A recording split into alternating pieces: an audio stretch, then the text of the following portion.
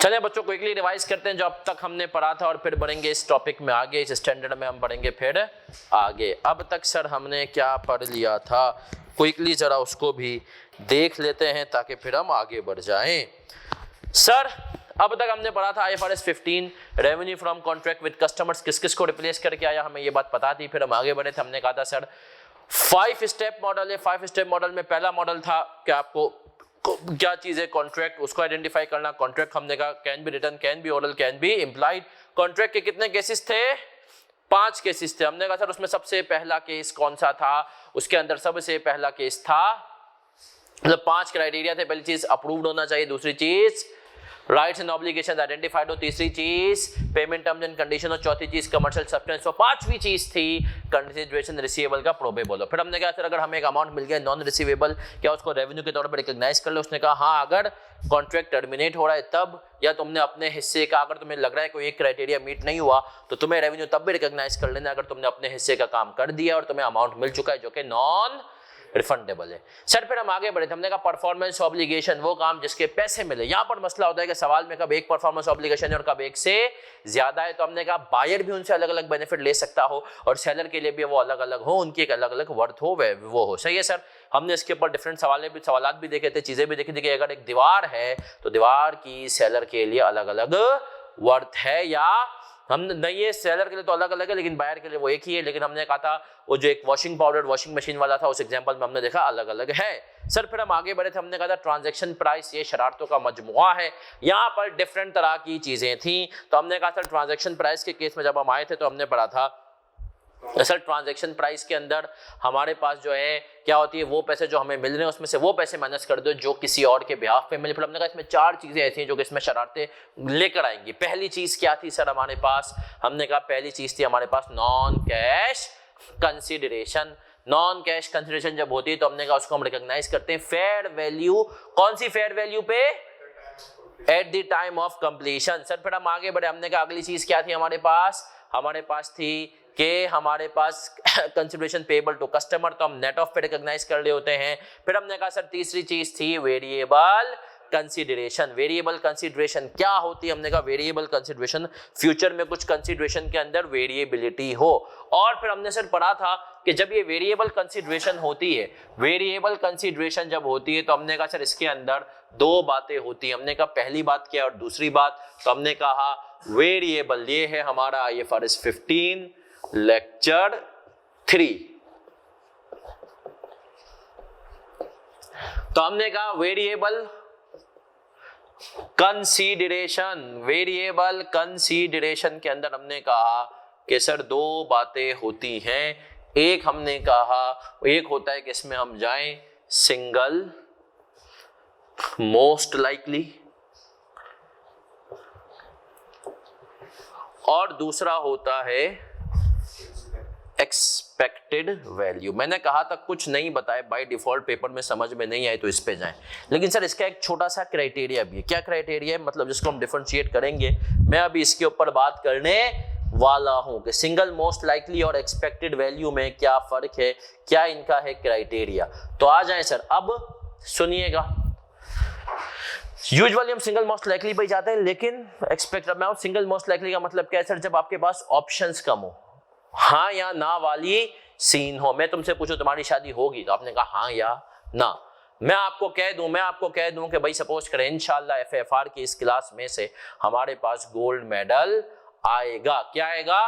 Gold medal. अब gold medal या तो आएगा या तो नहीं आएगा, ऐसा ही होता है। मैंने कहा देख भाई ये काम है तुझे मैं इसके दे रहा हूं 1 लाख रुपए, लेकिन अगर तूने जो है ये काम वक्त से पहले कर दिया तो 1-10, वक्त पे तो तुझे करना ही करना है, वक्त से दूर जाने का तो सवाल ही पैदा नहीं होता। अब 1 और 1-10 में से मैंने कहा 2 ही आउटकम है ना।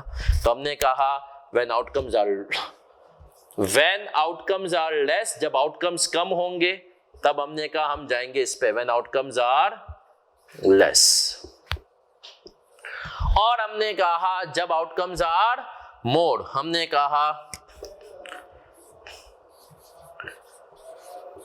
when outcomes are more। जब आउटकम्स ज्यादा होंगे तो हम किस पे जाएंगे, इस पे, और अगर आउटकम्स कम होंगे तो किस पे जाएंगे, इस पे। अब सर इसकी एग्जांपल, मैं एक्सपेक्टेड वैल्यू की एग्जांपल देता हूं। यार मैंने आपको कहा कि सपोज करो एफएफआर का कोर्स है, ये इंशाल्लाह हम 9 महीने में खत्म कर देंगे। कितने महीने में, 9 महीने में। फिर मैंने कहा आओ एक डील करते हैं, 9 महीने से जितना जितना जितना जल्दी खत्म हुआ तो पर डे के हिसाब से तुम लोग मुझे 500 रुपए दोगे बोनस के तौर पे, और 9 महीने से ज्यादा अगर होता है तो पर डे मैं तुम लोगों को दूंगा 500 रुपए बोनस, मतलब एक पेनल्टी के तौर पे। तब हमने कहा सर ये जो एफएफआर के कोर्स की आपने बात की, हमने कहा एफएफआर, और हमने कहा सर इसके अंदर 2 चीजें हैं। पहला केस मैंने कहा गोल्ड वाला मेडल। कौन सा मेडल, गोल्ड मेडल आएगा नहीं आएगा। मैंने कहा सपोज करो अगर गोल्ड मेडल आता है इस क्लास का अगर गोल्ड मेडल आता है तो मैं सबको 1000 रुपए दे दूंगा, और अगर गोल्ड मेडल नहीं आता तो मैं आप लोगों को कुछ भी नहीं दूंगा। मैं खुशी से 1000 रुपए आप लोगों को दे दूंगा, कुछ भी नहीं दूंगा। तो गोल्ड मेडल वाले केस में हमने कहा 2 ही आउटकम है, या तो गोल्ड मेडल आएगा तो 20,000, अगर फीस है तो 19,000 होगी, या तो 20 ही रहेगी। तो ये हमने कहा सिंगल मोस्ट लाइकली। सही है सर, सिंगल लाइकली। और हमने कहा अगर दूसरा केस है कोर्स कंप्लीशन वाले के केस की अगर मैं आपसे बात करूं तो मैंने कहा कि मेरे प्यारे प्यारे बच्चों अगर हमने कहा 1000 rupees bonus to HK per day, early completion, तो ये कौन सा केस है, वो वाला। और हमने कहा 1000 रुपीज पेनल्टी फ्रॉम HK, तो ये कौन सा हो जाएगा। सर एक छोटी सी रिक्वेस्ट करूंगा, इन चीजों को अपने पास एग्जांपल्स को लिखते जाओ ना, मतलब मैं तभी सिर्फ मुझे लिखने का कोई शौक नहीं था, ये आप यहाँ पर लिख दें, सही एग्जांपल्स को लिख दें, ताकि आप लोगों के लिए जिंदगी में क्या हो जाए सर, आसानी हो जाए, और आप लोग जो हैं सर आ जाए। मैं इसके साथ कोशिश करूंगा आप लोगों को क्वेश्चन नंबर के रेफरेंस भी लिखाना शुरू कर दूं, ताकि मजीद आप लोगों को सर आसानियां हो, और आप जब रिवीजन के टाइम पे बैठें तो आपको पता हो कि यार किस क्वेश्चन में कौन कौन सा। आज मैं सोच रहा था हाउ टू इम्प्रूव, तो हमने कहा हम आ जाते हैं। सही है सर, तो इसके लिए मैं आपको क्वेश्चन का रेफरेंस भी दे रहा हूं। ये क्वेश्चन 16 है, ये क्वेश्चन 16 में हम कॉन्सेप्ट पढ़ेंगे, और ये क्वेश्चन 17 में पढ़ेंगे। सही है सर, ताकि हमने कहा ना सर जिंदगी आपकी क्या हो जाए, गुलजार। क्योंकि सर यहाँ पर जो एज अ टीचर मुझे पता है सबसे मुश्किल काम है आपके लिए, वो मेरा बच्चा क्या है, इन चीजों को रिवाइज करना। तो सर आए बढ़ते हैं, आके एंड में आपको इनको रिवाइज करना बहुत मुश्किल हो जाएगा, तो हम आगे बढ़ते हैं। गोल्ड मेडल वाला सिंगल लाइकली, और हमने कहा एफएफआर वाला, आपने कहा कोर्स कंप्लीशन। आप चाहें तो एग्जांपल्स को अपने पास नोट करें, ताकि आपका दिमाग एंड में रिवीजन के टाइम पे आसानी में हो। तो सर क्या हम यहां तक क्लियर हैं, यस और नो? तो लिख दें ऑनलाइन वाले बच्चों सीसी।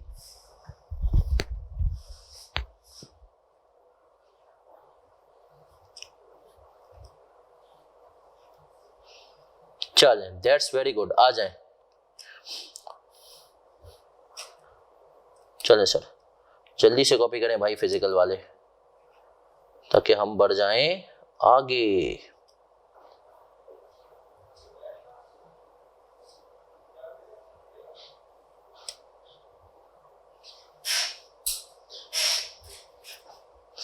वेरिएबल कंसीडरेशन,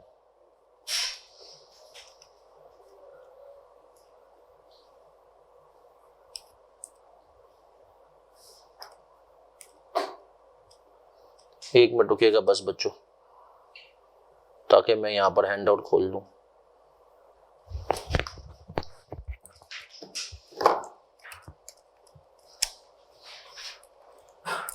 आप लोग आ जाएं, हैंड आउट पहले समरी पे आ जाएं, ताकि हम जो है समरी से चीजों हैंड आउट को लेते हुए जाएं, कनेक्ट करें। और मैं स्क्रीन शेयर कर रहा हूँ, जो बच्चे रिकॉर्डिंग ले रहे हैं सर उनको हैंड आउट्स पे जाना पड़ेगा, खोलना पड़ेगा, क्योंकि अगर हम उसमें जूम की रिकॉर्डिंग डालते हैं तो शायद क्वालिटी जो आप लोग देख रहे हैं अभी वो इतनी अच्छी क्वालिटी नहीं हम आपको दे पाए, क्योंकि जूम थोड़ा सा HD कैमरा के रिजल्ट को सब्सिडाइज कर देता है।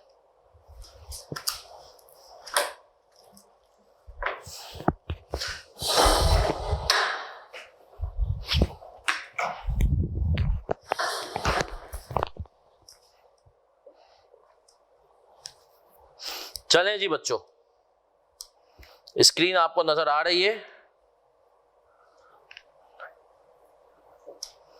चले, नहीं आ रही तो अब आएगी। चलें, अब आ गई है नजर। चले सर, मैं यहां पर आ रहा हूं और हम इसके ऊपर आ रहे हैं और हम पढ़ रहे हैं।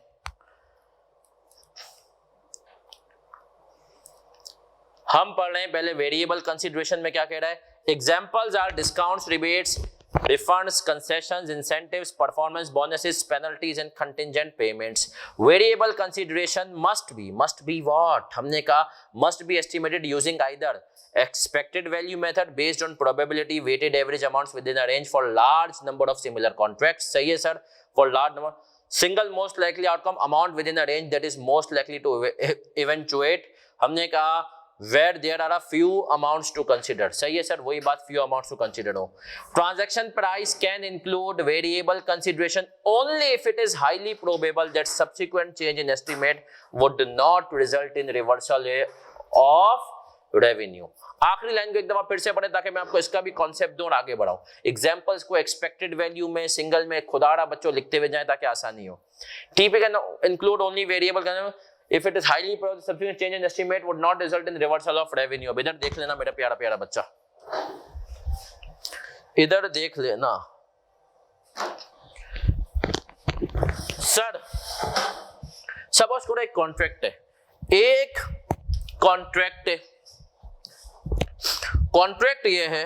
कॉन्ट्रैक्ट ये है कि मैं आपके लिए एक बिल्डिंग बना रहा हूं। क्या बना रहा हूं? बिल्डिंग।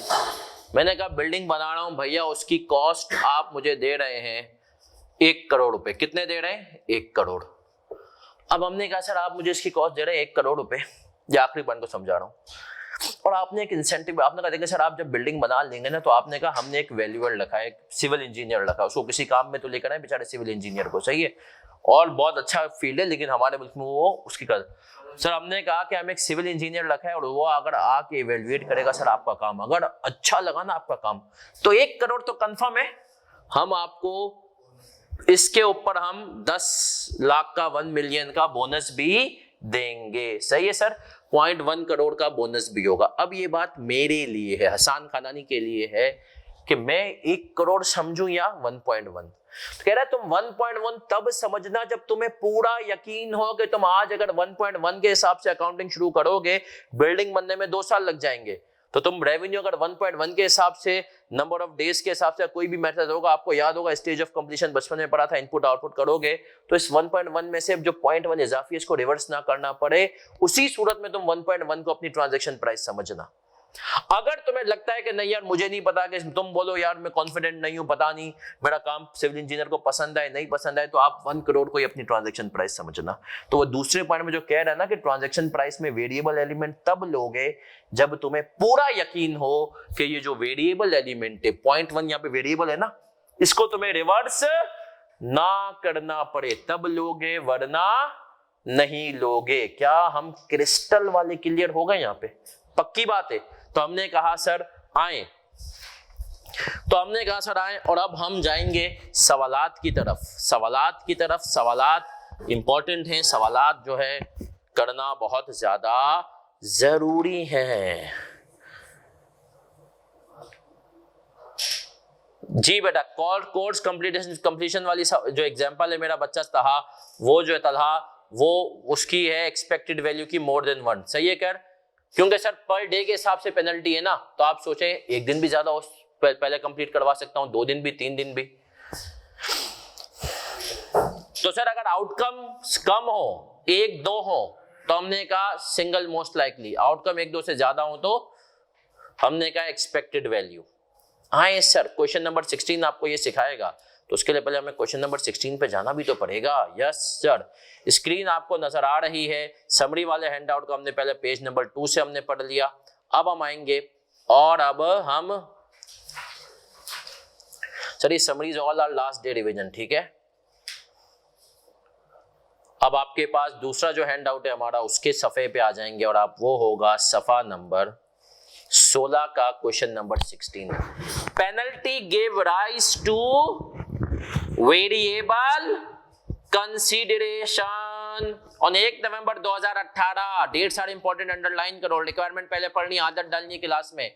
जर्नलाइज द अबव, हमें क्या करना है, इनको जर्नलाइज करना है। फिर कह रहा है on 1 November 2018 an entity enters into a contract with a customer to build an asset for rupees कितने million, 1 million. In addition, the terms of the contract include a penalty of rupees 1 lakh if the construction is not completed within 3 months from the date of contract. अगर हमने क्या construction date of contract के 3 महीने के अंदर complete नहीं हुई तो पेनल्टी भी, और पेनल्टी कितनी है, 1 लाख। सही है sir. By the year and 2000 हमने कहा 18 the contract is 60% complete and the entity aspects that it will that the construction will not be completed by 31 January 2019। However, the construction is completed on 28 January 2019। Generalized the above. अब बड़े गौर से सुनना, सवाल को पहले उर्दू में मैं ट्रांसलेट करूंगा, इसके बाद तुम्हें समझ में आएगा। हमने कहा सर सबसे पहले 1 नवंबर को कॉन्ट्रैक्ट हुआ कि 3 महीने के अंदर काम कर लो, 1 मिलियन है। सही है सर। और अगर 3 महीने से ज्यादा तुमने लगाया तो 1 लाख की पेनल्टी है, तो तुम्हारा रेवेन्यू कितना हो जाएगा, 9 लाख। कितना हो जाएगा, 9 लाख। अब हमने कहा कि यार इनिशियली हमें लगता था कि हम 3 महीने में काम नहीं कर पाएंगे, तो हमारा रेवेन्यू हमें ट्रांजैक्शन प्राइस 9 समझनी चाहिए या 1 मिलियन समझनी चाहिए, 9 लाख। फिर कह रहा है लेकिन एक्चुअल में ईयर एंड हो गया हमारा 31 दिसंबर और हमने एक्चुअल में काम कितने दिन में कंप्लीट कर दिया, 28 जनवरी को। तो चलें सर अब इस सवाल को हम करने जाते हैं, तो आ जाएं, बिस्मिल्लाह करते हैं।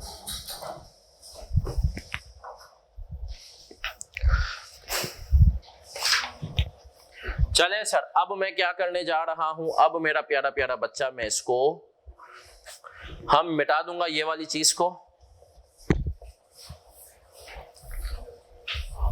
और हमने कहा क्वेश्चन नंबर 16। क्वेश्चन नंबर 16 पे हम आए और हमने कहा भैया आज की डेट के हिसाब से हमें लग रहा है, वैसे तो 1 मिलियन है लेकिन हमें लग रहा है कि हम टाइम पे काम नहीं कर पाएंगे 3 महीने में। तो हमने कहा हमारे लिए ट्रांजैक्शन प्राइस कितनी होगी, 9 लाख। कितनी हो जाएगी भाई, हमने कहा 9 लाख से ज्यादा हमारे लिए ट्रांजैक्शन प्राइस नहीं होगी। क्या हम क्लियर हैं, यस और नो? अब कोई कॉपी नहीं करेगा, बोर्ड पे देखेंगे। ईयर एंड आ गया, क्या आ गया, 31 दिसंबर 18 है ना सर, हमारे पास आ गया ईयर एंड। और हमने कहा भैया कॉन्ट्रैक्ट कितने % कंप्लीट है, हमने कहा भैया कॉन्ट्रैक्ट कंप्लीट है 60%। अब इधर देख लेना, हम एंट्री बनाएंगे, रिसीवेबल डेबिट, रेवेन्यू क्रेडिट कितने से, 9 लाख का 60%, 540 बना। हमने कहा हमने एंट्री बना ली 5,40,000। ठीक है सर, क्योंकि इस टाइम तक हमें लग रहा था कि हम टाइम पे काम खत्म। अब आगे बढ़ते हैं, कहानी तो आगे बढ़ती है, जिंदगी भी बढ़ती है। हमने कहा 28 जनवरी को हमने काम खत्म कर लिया है, सही है। 28 जनवरी 19 को हमने काम खत्म कर लिया और टाइम पे खत्म कर लिया ना, 31 तक का टाइम था। तो अब हमारा रेवेन्यू कितना होना चाहिए, 1 मिलियन। सही है सर। तो हमने कहा यहां पर हम एंट्री बनाएंगे, रिसीवेबल डेबिट, रेवेन्यू क्रेडिट। और कितने से, हम 9 लाख का समझ के चल रहे थे, हमने 31 दिसंबर तक कितने का रेवेन्यू रिकॉर्ड किया था, 540 का। अब 1 मिलियन माइनस 540, क्योंकि अब पूरा काम कंप्लीट हो चुका है, तो बाकी रेवेन्यू अब रिकॉर्ड कर लेंगे। कितना हो गया वो बताओ, 4,60,000। तो सर ये क्या था, वेरिएबल की एक एग्जांपल थी जिसमें हमने देख लिया कि हमें जब लगा कि नहीं होगा तो हमने कहा या तो रेवेन्यू 1 मिलियन होना चाहिए था या तो 9 लाख, सिंगल मोस्ट लाइकली। सही है सर, 2 ही ऑप्शंस थे, या तो 1 मिलियन होगा या तो 9 लाख होगा। तो हमने कहा हमने 9 लाख को लेकर हमने कहा कि वर्किंग की, भले बाद में 1 मिलियन हो जाए, हमने कहा चेंज इन एस्टिमेट समझ के हमने इसको क्या कर दिया, आज रिकॉर्ड कर दिया। क्या हम क्लियर है ऑनलाइन वाले बच्चों? तो लिख दें सीसी।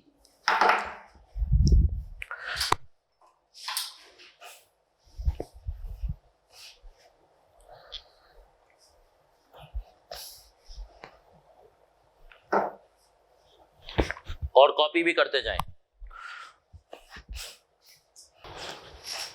बढ़ूं आगे।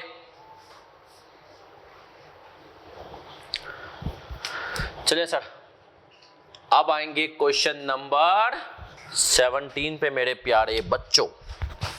आ जाएं। सवाल नंबर 17। क्वेश्चन नंबर 17 आप लोग पढ़ें। अजान हो रही है यहाँ पे, तो हम 1 मिनट अजान का ब्रेक लेंगे। चलिए सर, अजान हो गई है तो अब हम आगे बढ़ रहे हैं और हम पढ़ रहे हैं, क्या पढ़ रहे हैं? रिक्वायरमेंट। सबसे पहले आदत डालनी है रिक्वायरमेंट पहले पढ़ने की और डेट्स की। इलस्ट्रेटिव एग्जांपल 21 आप ये देख रहे हैं, सारे एग्जांपल अब इंशाल्लाह ऐसे ऐसे करके कवर करते जाएंगे। Determine how to estimate the variable consideration in the above contract. इसने कहा मुझे बताओ वेरिएबल कैसे एस्टिमेट करोगे। An entity enters into a contract with a customer to build a customized asset. The promised consideration, page number 16 ये recording वाले बच्चों।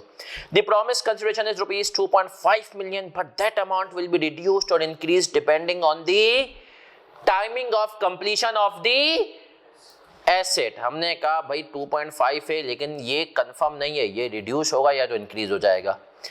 Specifically for each day after the deadline that the asset is incomplete, the promised consideration is reduced by 10,000.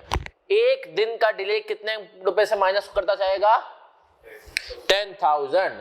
For each day before deadline the asset is complete, the promised consideration increased by 10,000. Promised consideration increased by 10,000. सही है। ये तो इसने कहा 2.5 है और ये आपको काम कंप्लीट कर देना है। और अगर हमने कहा कंप्लीशन डेट के बाद जो है, डेडलाइन के बाद एक दिन भी इजाफी हुआ तो 10,000 रुपए देने, और अगर एक दिन भी पहले हुआ उससे तो 10,000 मिलेंगे। In addition upon completion of the asset a third party will inspect the asset and assign a rating based on metrics that are defined in the contract. If the asset receives a specified rating, the entity will be entitled to a bonus of rupees 1,50,000. अब सुनना sir, ये सवाल आपको समझाने के लिए तो आइए इसकी एग्जांपल है, बट मैं इसको थोड़ा सा लफाजियों में डाल दूंगा। इसने कहा भैया देखो प्राइस कितनी थी, नॉर्मल हमने कहा प्राइस थी, ट्रांजैक्शन प्राइस में इसको नहीं कह रहा, कितनी कह रहा है 2.5 मिलियन। फिर मैंने कहा पेनल्टी थी 10,000 पर डे। मानते हो इस बात को? हाँ सर। और क्या था? हमने कहा इंसेंटिव भी था, कितना? अगर डेडलाइन से पहले करते हो तो 10,000 पर डे, और हमने कहा एक बोनस भी था, वो कितना था? 1.5 लाख। अब आपने कहा सर आप देख रहे हैं, मुझे बताएं ये सिंगल मोस्ट लाइकली वाला कैसे एक्सपेक्टेड वैल्यू वाला? वो तो मैंने लिखा हुआ है, बट क्यों? लॉजिक समझ में आए? आउटकम ज्यादा है भाई, 2.5 है। अब यार 10 दिन डिले करूंगा, 2 दिन डिले करूंगा, 6 दिन डिले करूंगा, मुझे नहीं पता। दूसरा केस क्या है सर? हमने कहा इंसेंटिव का केस है कि भाई हो सकता है 2 दिन पहले कर लूं, 5 दिन, अब आपको नहीं बहुत ज्यादा, और बोनस पता नहीं बोनस मिलता है नहीं मिलता। अब तो यहाँ पे आपको पता है आउटकम ज्यादा है तो क्या अप्लाई होगा? Expected value. अब सवाल यहीं तक था, तो अब इसके हम निकालेंगे कैसे? अब ये कुछ चीजें मैं अज्यूम कर रहा हूं। क्या कर रहा हूं? अजम्पशंस ले रहा हूं। मैं अजम्पशन ले रहा हूं कि मैं डेडलाइन पे, आपको सिर्फ समझाने की खातिर डेडलाइन पे काम करूंगा, इसके चांसेस हैं 60%। सही है सर? मुझे पेनल्टी लगेगी 3 दिन की, 3 डेज की। सही है सर? इसके चांसेस हैं 20%। मैं किसी तरीके से कैलकुलेट कर लाऊंगा, एस्टिमेट कर लाऊंगा ना भाई क्या होगा, एक अपना एक अंदाजा। हाँ यार 60% चांसेस है मैं डेडलाइन पे खत्म कर लूंगा। हाँ यार 3 दिन लेट भी हो सकता हूं, उसके चांसेस कितने? 20%। इंसेंटिव के चांसेस हैं, इंसेंटिव के चांसेस है कि यार 10% चांसेस है क्या कि मुझे इंसेंटिव भी मिल सकता है 1 डे का, 1 दिन पहले हो सकता है मैं खत्म कर लूं। फिर आपने कहा ये आप एस्टिमेट करना है, आपने कहा बोनस के चांसेस हैं कि मुझे बोनस मिले, उसके भी कितने हैं? 10%। तो आपने कहा 100% में से आपको, आपने बोला डेडलाइन पे काम कंप्लीट करूंगा, कितने परसेंट चांसेस है? 60% है। 20% पेनल्टी के 10%, इंसेंटिव के, बोनस के कितने? तो जब आप यहां पर अब एक्सपेक्टेड वैल्यू के थ्रू ट्रांजैक्शन प्राइस निकालोगे, एक्सपेक्टेड वैल्यू के थ्रू ट्रांजैक्शन प्राइस निकालोगे तो आप कहोगे 2.5 मिलियन इंटू 60% वेटेड एवरेज। सही है सर, रुक जाए। हमने कहा, फिर आपने कहा कि सर इंसेंटिव कितना है? 10%। तो आपने कहा सर इसके चार्जेस क्या हैं? नहीं 2.5 नहीं, आपने कहा ये 10,000 रुपए का मुझे एक्स्ट्रा रेवेन्यू मिलेगा, है ना सर? तो इसके चांसेस कितने हैं? आपने कहा 10%। सही है सर। फिर आपने कहा सर मुझे पेनल्टी भी पे करनी पड़ सकती है। चलिए सर, हमने कहा यहाँ पे इंसेंटिव भी लिख सकते हैं। तो पेनल्टी के चांसेस कितने हैं? 30,000 इंटू 20%। और फिर आपने कहा बोनस, आपने कहा भैया 1.5 लाख इंटू ये। सही है सर। तो आप इस तरीके से कंप्यूट करेंगे। अच्छा, अब इधर देख लें सर, ये तो मैंने आपको सिर्फ समझाने के लिए यूं लिखा, अब इधर देखें। हम यूं नहीं जाएंगे, हम इसकी कैलकुलेशन एक्सपेक्टेड वैल्यू की यूं करते हैं। हमने कहा ये हो गया नॉर्मल, कॉपी नहीं करना। सही है सर, ये क्या हो गया? नॉर्मल। फिर हमने कहा सर इंसेंटिव के केस में हमारा हो जाएगा 2510,000, है ना? तो हम इसका लेंगे कितने %? 10। पेनल्टी के केस में कितना हो जाएगा? 2.5 में से 20 अपना क्या कहते हैं 30,000 माइनस कर दोगे, 3 दिन की पेनल्टी है ना, पर डे कितना हो गया? 10,000। तो आपने कहा 25 माइनस हमने कहा 30 इंटू 20%। और आपने कहा बोनस के केस में मेरा रेवेन्यू कितना हो जाएगा? 2650। इसके चांसेस कितने? 10%। तो जब आप इन सब का एक एवरेज निकाल लेंगे तो आपके पास आ जाएगा। मुझे बताओ कितना आ रहा है? ये आ रहा है 1.5 मिलियन। ये कितना आ रहा है? 2,51,000। राउंडिंग ऑफ करके बता दो। अच्छा ये बता पेनल्टी 494,000 और ये 265। तो आप इन सब का जब टोटल करेंगे तो ये आपकी आ जाएगी एक्सपेक्टेड वैल्यू। कितनी आई?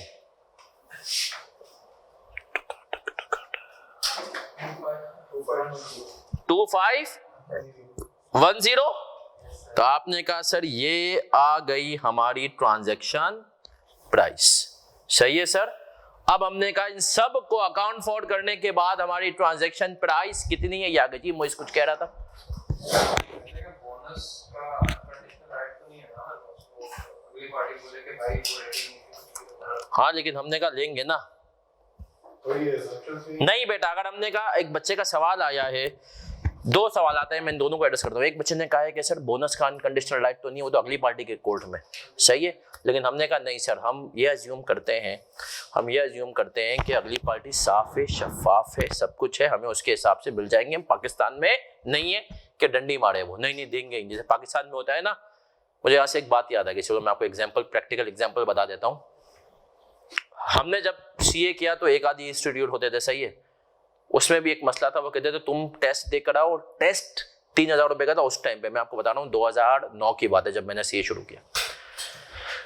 और बोला टेस्ट में अगर तुम पास हो गए ना तो तुम्हें ये 3,000 रुपए वापिस हो जाएंगे। अगर टेस्ट में एक में भी फेल हो गए तो हम आपको 3,000 रुपए वापिस नहीं देंगे, लेकिन एडमिशन फिर भी दे देंगे। तो 90% बच्चे जो टेस्ट देते थे वो एक में फेल होते थे। तो पाकिस्तान में ये होता है, पाकिस्तान से बाहर नहीं होता। फिर एक और बात बच्चे का जवाब आया, सवाल आया कि सर बोनस या तो मिलेगा या तो नहीं मिलेगा, तो ये सिंगल मोस्ट लाइकली है। नहीं बेटा, देखें या तो सवाल में हम सिंगल मोस्ट लाइकली लगाएंगे या तो हम एक्सपेक्टेड वैल्यू जाएंगे। ऐसा नहीं हो सकता कि हमने पेनल्टी वाले और इंसेंटिव वाले केस में हमने क्या कर दिया, एक्सपेक्टेड लगा दिया और इसके लिए सिंगल वैल्यू। तो हमने कहा यहाँ पर बोनस को मिलाकर, जब क्योंकि बोनस भी ओवरऑल इसका हिस्सा है, तो हम एक्सपेक्टेड वैल्यू के ऊपर ही जाएंगे। क्या हम क्लियर हैं? तो लिख दें CC। और फिर सर क्या ये सवाल हम पहली दफा कर रहे हैं? नहीं, FAR 1 में मैं आपको एक MCQ करवा चुका हूं इसके ऊपर, तो मैं याद हो कि ना याद हो वो अभी फिर करेंगे, है ना सर। जरूरी थोड़ी है कि एक MCQ फेल होने के बाद ही वापस करना पड़ता है, पास होकर भी किया जा सकता है। क्या हम क्लियर है ऑनलाइन वाले बच्चों? तो प्लीज लिख दें CC।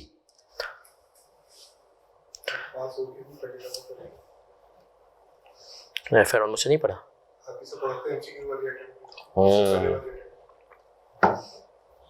भाई, सब लिखें CC यार, एक दो बच्चे ना लिखें, मजा नहीं आता है, समझ रहे हैं आप। CC लिखें तो सब लिखें भाई। टीचर को ऑनलाइन में देखें सर, ये एक कंफर्मेशन रहती है। चलें सर अब एक MCQ करते हैं और फिर हम नमाज का ब्रेक लेंगे और फिर पढ़ेंगे significant financing components.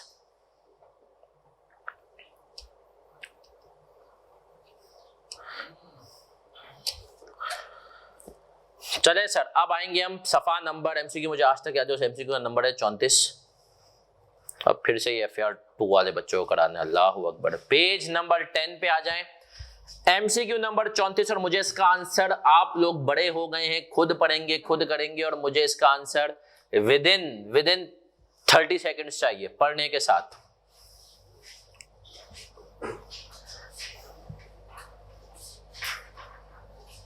MCQ number 34,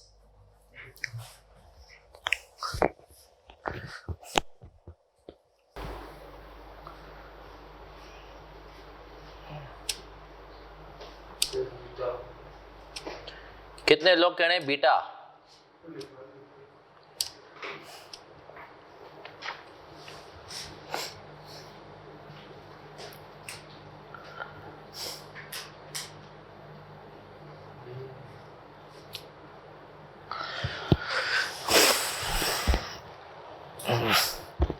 चल भाई जल्दी से बताता जा। तो 20 मिलियन कितना है मुझे बता। क्या नाम है? शादेन, जल्दी से बता। 20 की कितने % चांसेस हैं? 80%। और 22.5 के 2.5 का इंसेंटिव है ना, उसके कितने चांसेस हैं? 15%। और 18 के 5%। तो हमने कहा 20.27।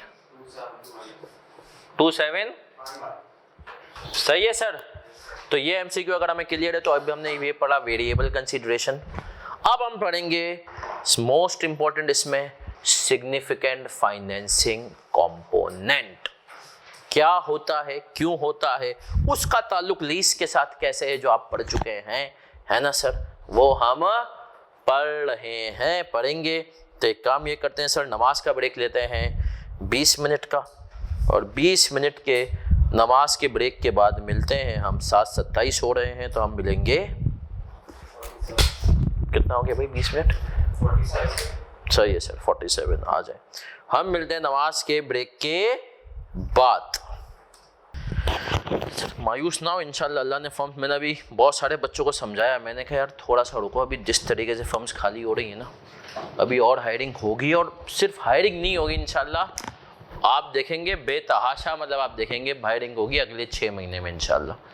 तो अभी तो मैंने कहा ना कि ये होगा, क्योंकि अभी देखो अभी एक और भी चीज़ है जिसको बच्चा नहीं समझता है, जिनका फॉर्म में नहीं हुआ, ये मैसेज उनको जो लोग फिजिकल हैं सुन रहे हैं वो पहुँचाएँ कि सर ये दिसंबर ईयर एंड है, पाकिस्तान में दिसंबर ईयर एंड किसका है? बैंक्स का है, सही है, इंश्योरेंस कंपनीज का है, कुछ मल्टीनेशनल्स का है। असल हमारा ईयर एंड होता है जून, तो जून में तो बच्चा बहुत चाहिए होगा। तो जिनकी अगर खुदा ना खास्ता भी नहीं भी हुई ना, तो वो दिल छोटा ना करे, जून में आप देखिएगा सब फर्म्स बढ़ बढ़ के बच्चे उठाएंगे। सही है सर। तो जून, अब देखें ना फर्म भी कॉस्ट करेंगे, फर्म बोलते हैं यार अभी इतने बच्चे की ज़रूरत ही नहीं है, जून में पड़ेगी, तो अभी से क्यों इतना हम जम इकट्ठा करें, कॉस्ट आएगी ना भाई। मेरी भी अपनी फर्म है, मैं भी सोचता हूँ कि अगर एक क्लाइंट मेरे पास 3 महीने बाद शुरू होगा तो आज से बच्चे को रखूँगा, तो आपका एक दिमाग आता है ना अगर हर महीने इसकी कॉस्ट चालू हो जाएगी ये वो, तो आप बोलते हो कि भाई जब आना होगा तभी। तो ये फर्म्स एक मैनेज करती है, जाहिर सी बात है, तो आप टेंशन ना लें, जून में इंशाल्लाह हायरिंग अच्छी होगी। पिछले जून में इतनी अच्छी इसलिए नहीं हुई, और अभी भी मैं आपको बता दूं हायरिंग लास्ट 6 महीने के मुकाबले में इस दफ़ा ज़्यादा हो रही है। सही है सर। क्यों? क्योंकि सर लास्ट 6 महीने वही कोरोना से रिवाइवल और ये सब चीज़ें थी, अब माशाल्लाह काफ़ी हद तक चीज़ें हो चुकी है, तो हो रही है और आगे भी होगी। क्योंकि सर मैं आपको बता रहा हूँ, एक टीचर है हमारे, उन्होंने एक बात बड़े काफ़ी पहले प्रेडिक्ट की थी और माशाल्लाह वो सही भी हुई है। आज से उन्होंने मुझे 1 साल पहले कहा था कि आसान पाकिस्तान में सीए क्वालिफाइड बच्चा कंपनीज ढूंढ रही होंगी, नहीं मिल रहा होगा। और अब मैंने कहा था सर क्या बात कर रहे हैं, इतने फिर रहे हैं, बोला नहीं। और वाकई में ऐसा है सर, लोगों के पास माशाल्लाह 3 क्वालिफाइड सीए के पास जॉब हैं, 2 जॉब्स हैं। सही है सर, फर्म्स की फर्म्स खाली हो रही हैं भाई, इररिस्पेक्टिव आप जो है ना इंटरनेशनल एफिलिएशन वाली फर्म है, इररिस्पेक्टिव आप बिग 4 से ना हो तो भी आपकी माशाल्लाह जॉबें हो रही हैं। तो अल्हम्दुलिल्लाह हालात बुरे नहीं हैं, वक्ती तौर पर हमें लगता है, लेकिन उम्मीद अच्छी रखें। और बाज़ मरतबा 6 महीने डिले होने में आपकी बहुत ज़्यादा बेहतरी होती है। क्यों सर, हमारे सामने तो ये एग्जाम्पल भी बैठी है, नाम नहीं लेता, उस शख्स का पहले कवीन को में हुआ, फिर उसके बाद उसका रियाज अहमद में हुआ, फिर उसके बाद उसका हारून जकरिया में हुआ, और फिर उसका बाद उसका यूसुफ आदिल में। और सब कितने 6 महीने में, 1 साल में हुआ, कितने में 6 महीने में। देखिए उसने 3 फर्में बदली हैं। उसको मैंने यही कहा, मैंने कहा भाई तू 6 महीने 1 साल और रुक जाता, 6 महीने रुकता तो PwC जाता, और अगर 1 साल रुका तो शायद तेरी वजह से दुबई की आर्टिकल्स भी खुल जाती। सही है। तो भाई IK विद कोशिशों में भी किसी ज़माने में था और अभी भी है कि आर्टिकल्स आउटसाइड, लेकिन जाहिर सी बात है जो यहाँ की फर्म्स है वो फिर रो रही हैं, बोल रही हैं यार तुमने अगर पाकिस्तान से आउटसाइड लोगों को सस्ता बच्चा दे दिया तो आउटसाइड के सीए की भी मार्केट खराब होगी। क्योंकि सर देखें ना, अगर एक दफ़ा पाकिस्तान में जो हमने कहा इतनी टर्म्स नहीं होती, अगर एक दफ़ा आपको 15,000 में बच्चा मिल जाए, आप बोलते चलो यार क्वालिफाई हो जाएगा तो उसको लाख दे देते हैं यार, वहाँ पर वो आपको फॉर एग्जाम्पल 6,000 दिरहम की जॉब दे रहे हैं। अब क्वालिफाई होंगे ना तो उनको फिर आपको 15,000 देते हुए मौत आएगी। फिर वो आप तो लोग यही एक ये भी चल रहा है। और IK ने किसी ज़माने में बड़ी कोशिश की थी कि दुबई में शुरू करवा दें आर्टिकल्स, अभी भी कुछ हो रही हैं, लेकिन फर्म मैं कहता हूँ शुरू हो जाए और शुरू हो जाए, लेकिन IK प्राइसिंग फिर IK डिसाइड करे कि भाई इतनी स्टाइपेंड देंगे, आप ये करेंगे, वहाँ की फर्म के ऊपर ना छोड़े। सही है सर, क्योंकि वहाँ पर सर आपको पता है वहाँ पर एक बड़ा एक अच्छा कॉन्सेप्ट भी है। मेरे जो मेंटोर हैं सर हमजा अब्दुल हक, जिनको मैं कहता हूँ अपना रिपोर्टिंग के अंदर मैंने मेंटोर, और जब मैं टीचिंग के शुरू के डेज में था तो मैं उनसे ज़रा पूछा करता था सर ये बताइए चीज़ कैसे आसान तरीके से समझाऊँ। तो वो अभी माशाल्लाह PwC दुबई में पढ़ा रहे हैं। तो वहाँ पर तो ऑडिट फर्म्स की अपनी अकेडमीज़ है, और ऑडिट मतलब PwC अकेडमी है, मिड ईस्ट में तो बहुत चलती है। तो वहाँ पर पता है क्या सीन होता है, चले मैं आपको उसका भी थोड़ा वहाँ पर ACCA बच्चा आता है, शुरू के कुछ पेपर पढ़ता है, फिर उसको PwC एक्सपोजर देती है, फिर 6 महीने का प्रैक्टिकल एक्सपोजर लेके फिर कुछ पेपर देता है। तो उनकी आर्टिकल्स बड़ी एक्साइटिंग होती है। तुम वहीं पे PwC बोलती है अमीरों के बच्चे, शेखों के बच्चे, खैर उनकी फीसें भी। आप मैंने अफसर से पूछा सर क्या पोजीशन है वहाँ पर, बोलते हैं यहाँ पर एक ACCA का पेपर हम पढ़ाते हैं 20,000 में 22,000 में। बोला वहाँ पर वही ACCA का पेपर पाकिस्तानी 160 में पढ़ाते हैं, और यहाँ पर घंटे देते हैं 100, वहाँ पे 40 घंटे, 40 घंटे में खत्म पूरा सिलेबस। और पैसे कितने दे रहे हैं, 1,60,000 एक के। पर बोले उनका प्रोग्राम ऐसा है ना, जब वो 4 साल बाद बच्चा निकलता है ना, उसका ACCA भी पास है और उसके पास PwC का एक्सपीरियंस भी है। मतलब 8 महीने वो काम करता है, 4 महीने पेपर, 8 महीने काम करता है, 4 महीने पेपर। तो ये कॉन्सेप्ट है, दुनिया भर में ये चल रहा है। सही है। तो वो वहाँ पर पढ़ाने जाते हैं तो वो कहते हैं कि भाई वो मार्केट ही अलग है, लेकिन वो भी कहते हैं कि अब वहाँ पर मसला ये है कि वो जो वहाँ पर तो बच्चा खैर PwC उसको समझेंगे शायद फीस उल्टी ले भी रही होती है पढ़ाई की, और पैसे भी अच्छे दे रही होती है जब वो काम वाम करता है। बट देखते हैं सर आ जाए। तो अब हम आगे बढ़ेंगे सर। अगली चीज़ हमने कहा दुनिया जो है ना, अब वो आ गई ये कंपटीशन पे, और कंपटीशन का मतलब ये है जिसको हम कहते हैं सिग्निफिकेंट फाइनेंसिंग कंपोनेंट। क्या मतलब सर हमने कहा, आप सुनिएगा ना, बाज मर्तबा आप कस्टमर को कहते हैं नकद प्राइस ये है और उधार की प्राइस ये है। सर क्या इस्लाम इसमें इजाजत देता है? हाँ, इस्लाम इजाजत देता है। इस्लाम कहता है देखो अगर तुम प्राइस फिक्स कर दो ना, आज मैं कह रहा हूं नकद प्राइस मेरा बच्चा 30,000 एक चीज की, सपोज करें मैंने कहा अगर आप FFR की फीस आज देते हैं 20,000 है, और आप क्लासें अभी शुरू करें, आप FFR की फीस 6 महीने के बाद देंगे और आपकी प्राइस जो है 25,000 रुपए है, तो इस्लाम कहता है बिल्कुल हलाल ट्रांजैक्शन है। आपकी अगर चीज है और आप नकद की प्राइस कुछ और लिख रहे हैं, उधार की प्राइस कुछ और लिख रहे हैं, हलाल है। लेकिन फिर सूद इसमें कहा जाता है जब आप 6 महीने बाद बच्चा फीस ना दे सका, अब हम बोले नहीं यार अब तू 25 नहीं 26 देगा, 27 देगा, यहाँ पर क्या इन्वॉल्व हो जाता है, सूद हो जाता है। वरना इस्लामिक कॉन्सेप्ट है कि आप नकद की प्राइस अलग रख सकते हो और उधार की प्राइस अलग रख सकते हो। दुनिया भर में ऐसा ही होता है कि सर सिग्निफिकेंट फाइनेंसिंग कंपोनेंट जरूरी मतलब हो जाता है कुछ केसेस में कि भाई नकद की प्राइस ये होगी, उधार की प्राइस ये होगी। लेकिन अकाउंटिंग कहती है कि जब भी तुम किसी कस्टमर को कैश में एक प्राइस दे रहे हो और उधार में एक और प्राइस दे रहे हो, तो आपको देखना है कि उसके अंदर सूदी एलिमेंट है या नहीं है। सही है सर। तो अब हम आ रहे हैं आखिरी शरारत ट्रांजैक्शन प्राइस की, सिग्निफिकेंट फाइनेंसिंग कंपोनेंट। सर ये सिग्निफिकेंट फाइनेंसिंग कंपोनेंट एग्जामिनर का फेवरेट रहा है, इसको हमने दूसरे तरीकों से पढ़ा है नीचे भी। अब इसके ऊपर जरा मजीद डिटेल में जाएंगे, बड़े अच्छे सवालात देखेंगे, लॉजिक्स वाले सवालात देखेंगे, क्योंकि सर इंशाल्लाह हम सबने पास भी होना है और अच्छे अकाउंटेंट भी बनना है। हमें हर चीज पता हो, और सूद के बारे में जब तक पता नहीं होगा तो बच कैसे सकते हैं ना सर। तो आए सिग्निफिकेंट फाइनेंसिंग कंपोनेंट क्या चीज है, क्यों है, हमने कहा है पढ़ लेते हैं। चौथी शरारत, आखिरी शरारत, इसके ऊपर सवालात करेंगे, इसके बाद हम इस काबिल होंगे कि कुछ कम मजीद स्पेसिफिक एग्जांपल्स पे हैं। Significant financing component, significant financing component. Simple अल्फाज में ट्रांजैक्शन में कब सूद का एलिमेंट शामिल है और कब नहीं है। आ जाए जी, आ जाए।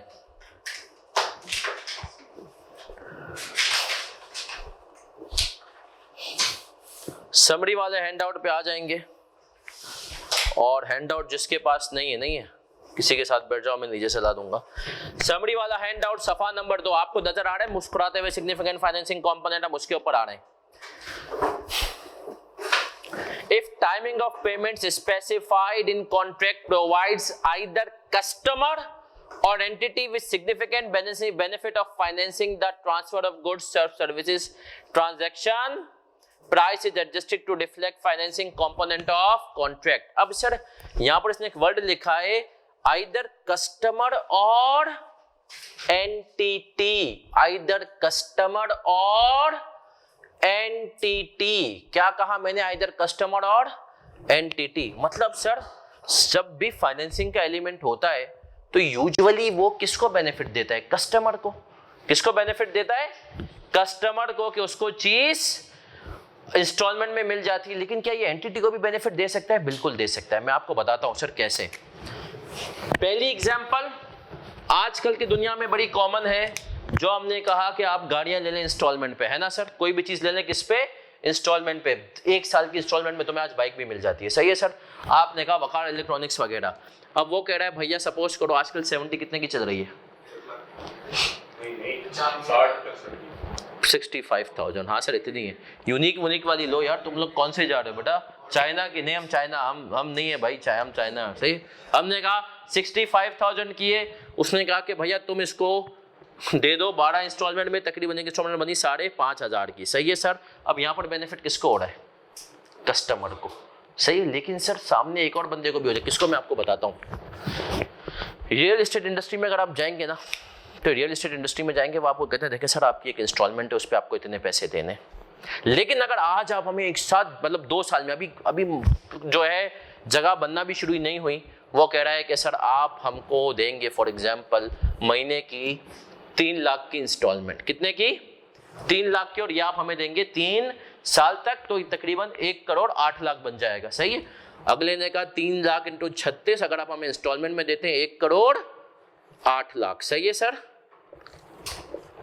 बट बोला कि यार अगर सर आप मुझे आज यकमुश्त कैश दे देते हैं ना, तो मैं आपको बेनिफिट दे दूंगा कितने का, 20% माफ कर दूंगा।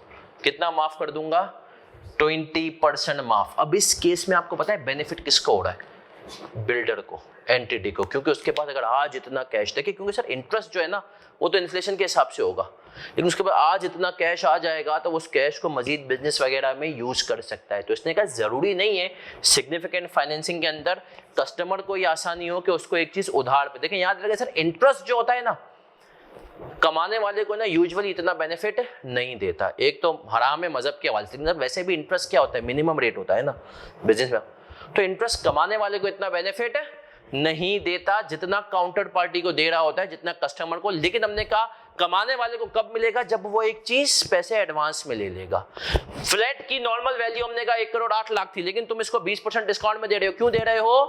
क्योंकि तुम्हें आज कैश मिल जाएगा, उस कैश को तुम बिजनेस में डाल के एक और प्लॉट लेके तुम अगर स्मार्ट आदमी हो तो कमा सकते हो। तो हमने कहा जरूरी नहीं है कि बेनिफिट एक ही पार्टी को मिले, बेनिफिट दोनों पार्टी को मिल सकता है उसको भी। फिर कह रहा है significant financing component can either be explicitly stated in the contract, मतलब लिख कर दे दे भैया सूद है, और कह दे और implied by payment terms agreed between parties। हमने कहा या तो हम लिख कर के कि हम आपसे इतना % मार्कअप चार्ज करेंगे, या तो हम कह दे नहीं भाई लाख रुपए की चीज पे हम कह दे हम तुमसे 50% का सूद लेंगे, या कह दे नहीं लाख रुपए की चीज है 3 इंस्टॉलमेंट दे देना 50-50 हजार की। सही है सर, एक्सप्रेशन भी हो सकता है।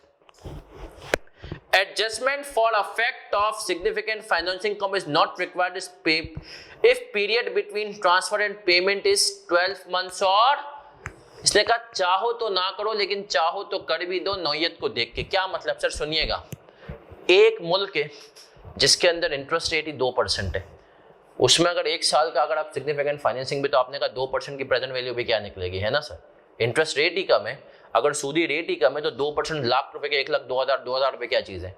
लेकिन एक मुल्क है जिसके अंदर इंटरेस्ट रेट ही कितना है 25% है, तब आपने कहा वहां पर लाख रुपए के ऊपर 25% इज अ ह्यूज अमाउंट। तो इसने कहा जरूरी नहीं है कि आप 1 साल पे करें, चाहे तो ना करें, लेकिन आप कर भी सकते हैं। सही है सर।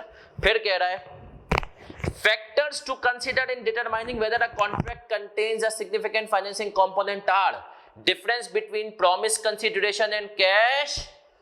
इसने कहा ये चीजें आपको इंडिकेशन देंगी कि सिग्निफिकेंट फाइनेंसिंग कंपोनेंट है या नहीं है।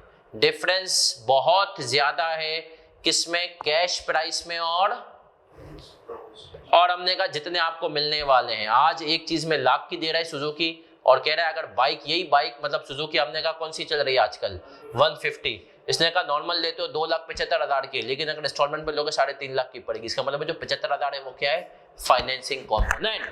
फिर कह रहा है combined effect of interest rates and length of time between transfer of control of the goods और सर्विसेज एंड पेमेंट। क्या मतलब सर, इसने कहा ये भी देखना पड़ेगा कि तुम्हें गुड्स कब मिल रहे हैं और तुम पेमेंट कब कर रहे हो।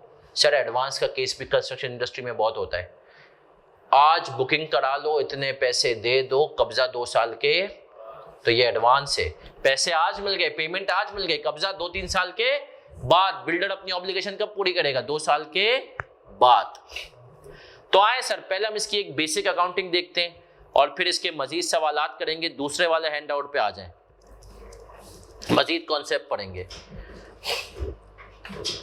हमने कहा हमें दूसरे वाले हैंडआउट पे, और हमने कहा क्वेश्चन नंबर 12 पे करने आ रहे हैं। सही है सर। 11 तक हमने कल कर लिए थे, अब ये बीच की कुछ चीजें। सवाल नंबर 12 सिमिलर टू एग्जाम्पल कौन सी है, 26। सही है सर। IFRS किट बॉक्स में, IFRS बॉक्स कल मैंने आपको बताया था।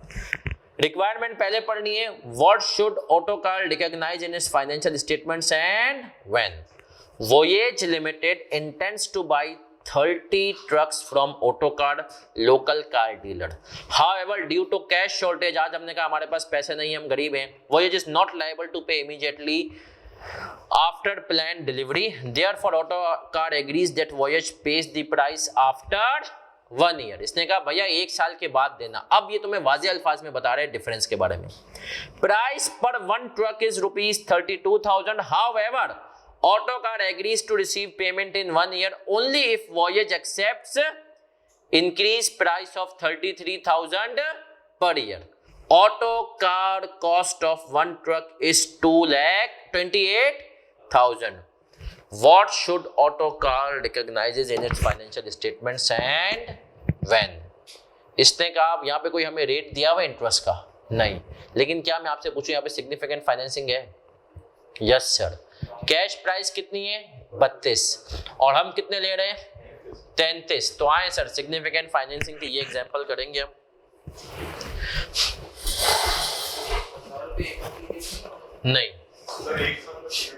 नहीं सर, उसने कहा 1 साल का पीरियड है, लेकिन हमने कहा कि भैया कि साफ वाज़ेह अल्फाज में जब हमें लिख कर दे देना कि यार कैश प्राइस और वो दोनों अलग हैं, ये 1 साल का पीरियड तब देखना है जब हमने कहा कैश और उसमें इतना फर्क ना, दोनों सेम हो। सुजुकी कह रहा है 11-12 महीने की तुम इंस्टॉलमेंट पे हमसे बाइक ले लो, सही है सर। तो 11-12 महीने की इंस्टॉलमेंट हमसे बाइक ले लो, तो स्टूडेंट कहता है फिर 1 साल है जाने दो। लेकिन अगर कह रहा है इंस्टॉलमेंट पे लोगे प्राइस अलग है और कैश पे लोगे प्राइस अलग है, तो फिर सिग्निफिकेंट फाइनेंसिंग है। क्लियर हुआ पॉइंट? कि अगर प्राइस सेम रख रहा हूं और 1 महीने साल की इंस्टॉलमेंट है, माफ है, सिग्निफिकेंट नहीं है। लेकिन अगर प्राइस ही डिफरेंस है, दे सवाल में तो है, तो हमने कहा आए सर हम कर रहे हैं significant financing component. Question number कौन सा है? 12। हमने कहा ईयर 0 पे आज मैं एंट्री बनाऊंगा। क्या एंट्री बनाऊंगा? Receivable debit revenue. किस अमाउंट से? मुझे इंटरेस्ट रेट नहीं दिया, मुझे इसने निकाल के दे दिया इंटरेस्ट कितने, 1000 रुपए ना। तो मैंने कहा अपना रेवेन्यू कितने से रिकॉर्ड करूंगा? 32,000 से। कैश प्राइस कितनी थी? 32,000, सही है सर। और इसी दिन में एक और एंट्री बनाऊंगा, cost of goods sold debit inventory credit. कितने से? 28,000 की कॉस्ट दी हुई है, मुझे सवाल में पड़े है ना सर, 28,000। फिर क्या हुआ, मैं ईयर 1 पे आया। ईयर 1 पे अब मैंने कहा मैं एंट्री बनाऊंगा receivable debit interest income credit. कितने से? 33 माइनस 32, 1,000। ठीक है सर। और बाकी सर फिर मेरा रिसीवेबल 33 का हो गया, एंट्री बना दूंगा बैंक डेबिट रिसीवेबल क्रेडिट। कितने से? 33,000। तो सर क्या ये सवाल आसान था? सर आसान था ये सवाल। हमने कहा सिग्निफिकेंट फाइनेंसिंग कंपोनेंट के हवाले से। इसने कहा यूजुअली कंपोनेंट का आपको कैसे पता चलेगा? डिफरेंस होगा कैश प्राइस और उसमें। हाँ, क्योंकि ये सवाल बेसिक था ना, प्रैक्टिकली पेपर में ऐसा सवाल नहीं आएगा कि आपको इंटरेस्ट रेट ना बनाए या कहीं आपसे कंप्यूट भी करवाएगा। वो कैसे करवाएगा अभी बताऊंगा मैं, टेंशन ना ले। क्योंकि सर ये 1 साल का ही था ना, तो हमें यहाँ पे इंटरेस्ट कैलकुलेट, एक बच्चे का सवाल है सर यहाँ पे इंटरेस्ट हम ये 1 साल ही था ना, तो हमने कहा जो भी होगा भाई, अगर आज 32 और 33 देना है ये, अगर ये पीरियड 2 साल का होता ना तो मुझे इंटरेस्ट रेट कैलकुलेट करना पड़ता, पहले साल क्या इंटरेस्ट रेट है, दूसरे के साथ क्या है। बट यहाँ पर हमने कहा कोई मसले की बात नहीं है, क्योंकि सर अगर आप कैलकुलेट करना भी चाहे ना तो चले मैं आपको सिखा भी देता हूँ। किस फॉर्मूले से कैलकुलेट करोगे? ऐसा ही है। आपने कहा ये 32 ओ ये 33, ये 1 प्लस आई की पावर आपने 1 लिखना है, और जब आपने इसको सॉल्व करना है तो आपके पास आई का जो भी रेट आएगा वो इंटरेस्ट इनकम 1000 की बनाएगा। सही है सर, वो इंटरेस्ट इनकम 1000 की ही बनाएगा। इसीलिए हमने कहा यहाँ पर इंटरेस्ट रेट कैलकुलेट करने की जरूरत ही नहीं है। ऑनलाइन वाले बच्चों क्या हम क्लियर है तो लिख दें सीसी।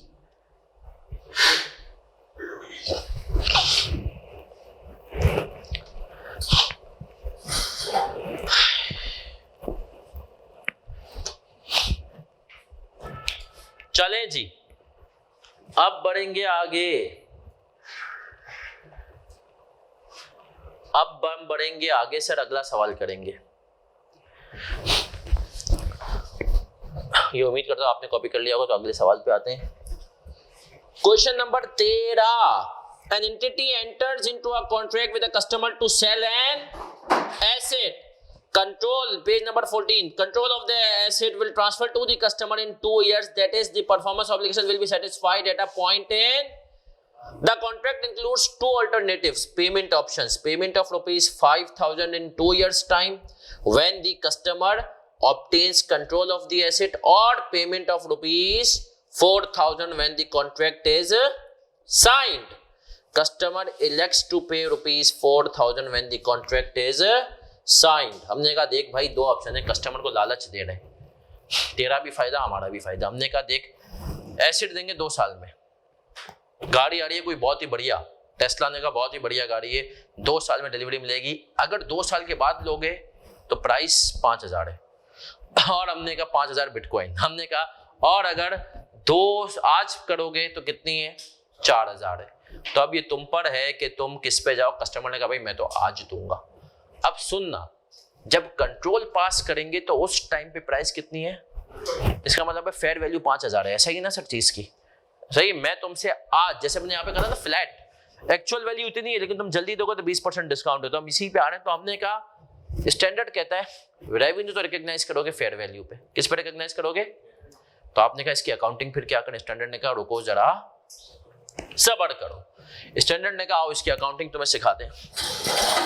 सवाल नंबर 13 स्टैंडर्ड ने कहा आज जो तुम्हें पैसे मिले हैं इसको कहोगे एडवांस। एडवांस को वैसे हम कहते हैं कॉन्ट्रैक्ट एसेट। सही है सर, कॉन्ट्रैक्ट एसेट्स ये हम पढ़ेंगे आगे जाके। सी एसेट मतलब करंट एसेट नहीं, contract asset. Debit bank credit कितने से, 4,000। कितने से, 4,000। अब स्टैंडर्ड ने कहा ये एंट्री तुमने बनाई कब, ईयर 0 पे। मानते हो, कॉपी नहीं है अभी बोर्ड पे। आपने कहा ईयर 1 पे आओगे तो आप इंटरेस्ट रिकॉर्ड करोगे। क्या रिकॉर्ड करोगे, क्योंकि आप कहानी कब है, 2 साल के। तो जब 2 साल बाद है तो उसका मतलब है 4,000 आज मिले तो ये बड़े हो के 5,000 बनेंगे, है ना सर 2 साल में। तो हमें इंटरेस्ट रेट निकालना पड़ेगा। इंटरेस्ट रेट आप निकालें किस फॉर्मूले से। आपने कहा S = P, तो आपने कहा यहाँ पे S हो जाएगा 5,000, P कितना है 4,000, I आपको चाहिए कितना हो गया I, और हमने कहा पावर 2 है। I आप निकालें, सब निकालें,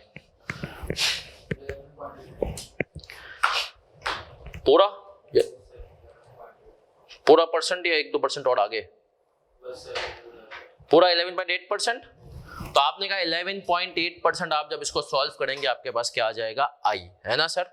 तो हमने कहा 11.8 के हिसाब से अब आपको सूद रिकॉर्ड करना है।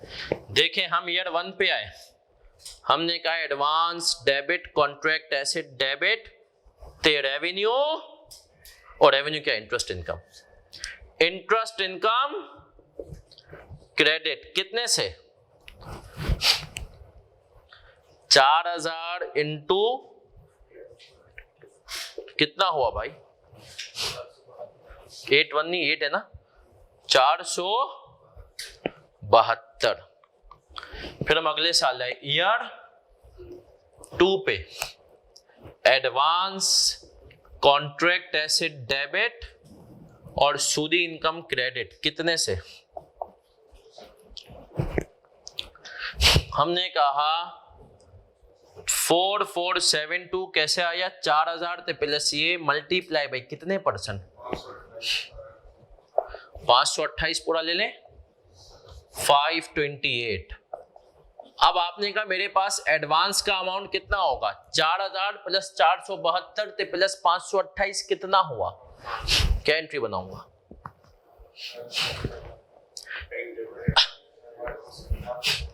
क्या करेंगे sir,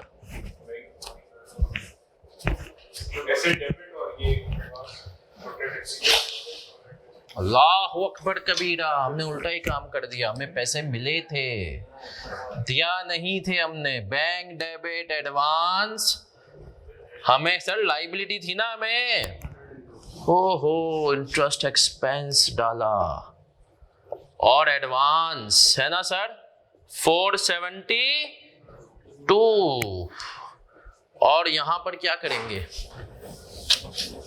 interest expense debit advance credit कितने से सर 528। और फिर हमने कहा सर अब एडवांस हमारे पास लाइबिलिटी कितने पे आ रही है, 5,000 पे। अब रेवेन्यू रिकॉर्ड करेंगे, एडवांस डेबिट रेवेन्यू क्रेडिट कितने से 5,000, और ये 5,000 की फिगर कैसे आई, 4,000 प्लस 472 प्लस,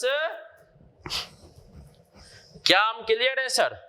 इस सवाल का लर्निंग आउटकम लिखें, revenue will be recognised, revenue will B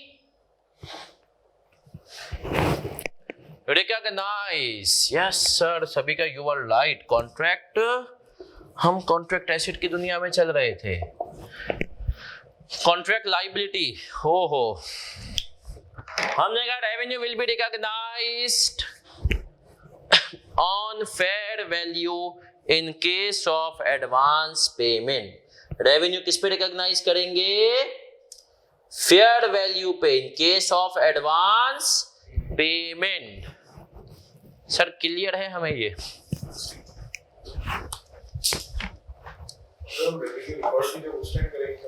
जब परफॉर्मेंस ऑब्लिगेशन, जब गुड्स देंगे ना। आज तो हमने अपने हिस्से का काम ही नहीं किया ना। जब हम अपने हिस्से का काम करेंगे तब हम क्या करेंगे? रेवेन्यू रिकॉग्नाइज करेंगे।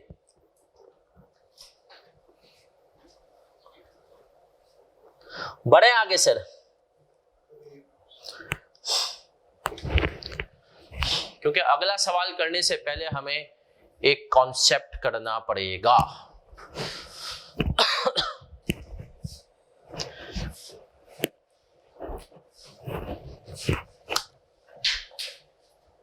बड़ा लर्निंग आउटकम है, revenue will be recognise when revenue recognized at fair value when in case of advance payment. Revenue will be recognized on fair value in case of advanced payment.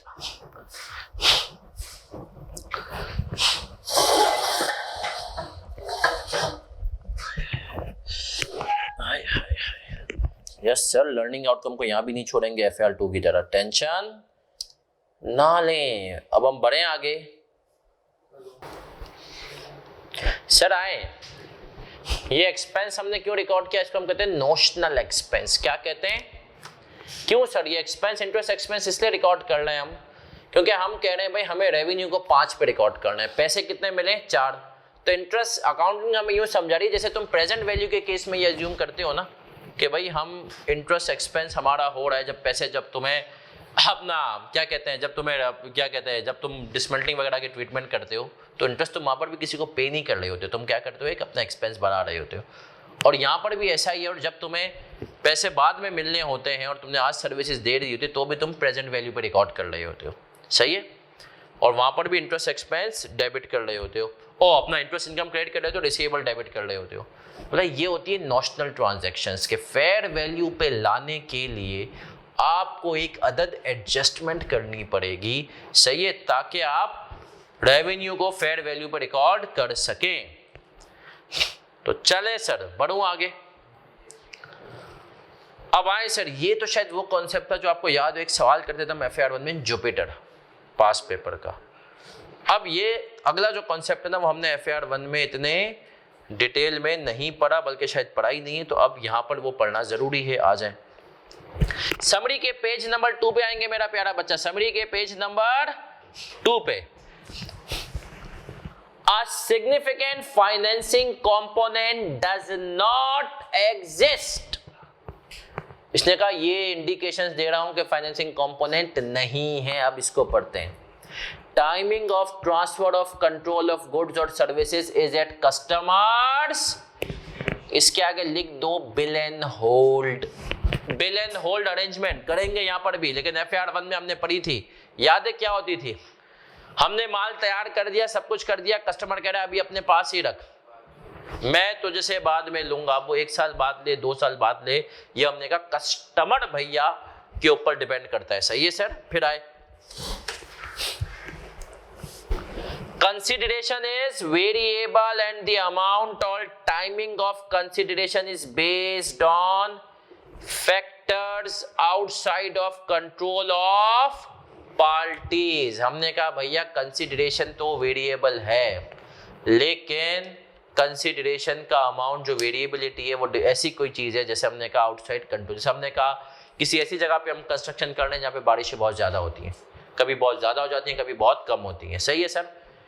तो अगली सामने वाली party ने कहा देखो यार तुम ये कॉन्ट्रैक्ट करना और मुझे 4 महीने में बना देना और मैं तुम्हें 1 मिलियन दूंगा, सही है, और अगर तुम लेट हो गए तो मैं तुमसे पेनल्टी चार्ज करूंगा। तो हमने कहा नहीं भाई देखो यहाँ पर एक मसला है, ये नसीब का खेल है। किसका खेल है? हमने कहा यार 4 महीने में अगर बारिश हो गई तो हमारा काम तो वाकई में क्या हो जाएगा, लेट हो जाएगा, और अगर बारिश नहीं तो शायद हम 4 महीने से पहले भी कर दें।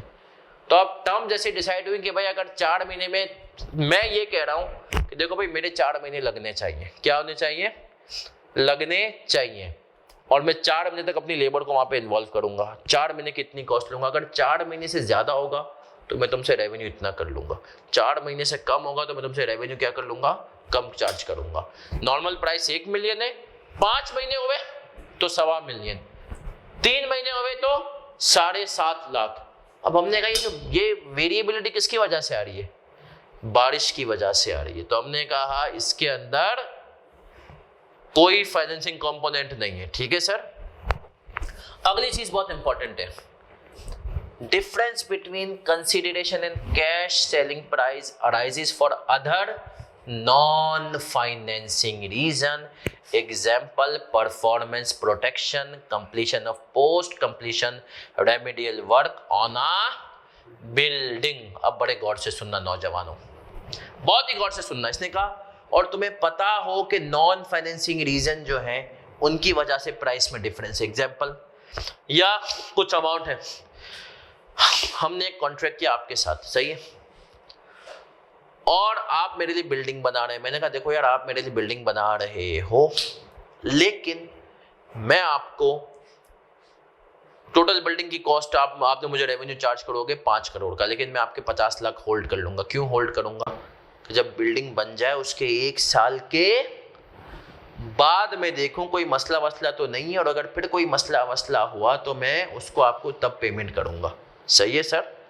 तो अब मैं आपको टाइम पीरियड तो है एक्चुअल पेमेंट और उसके अंदर, लेकिन क्यों है, फाइनेंसिंग रीजन नहीं है, नॉन फाइनेंसिंग रीजन है।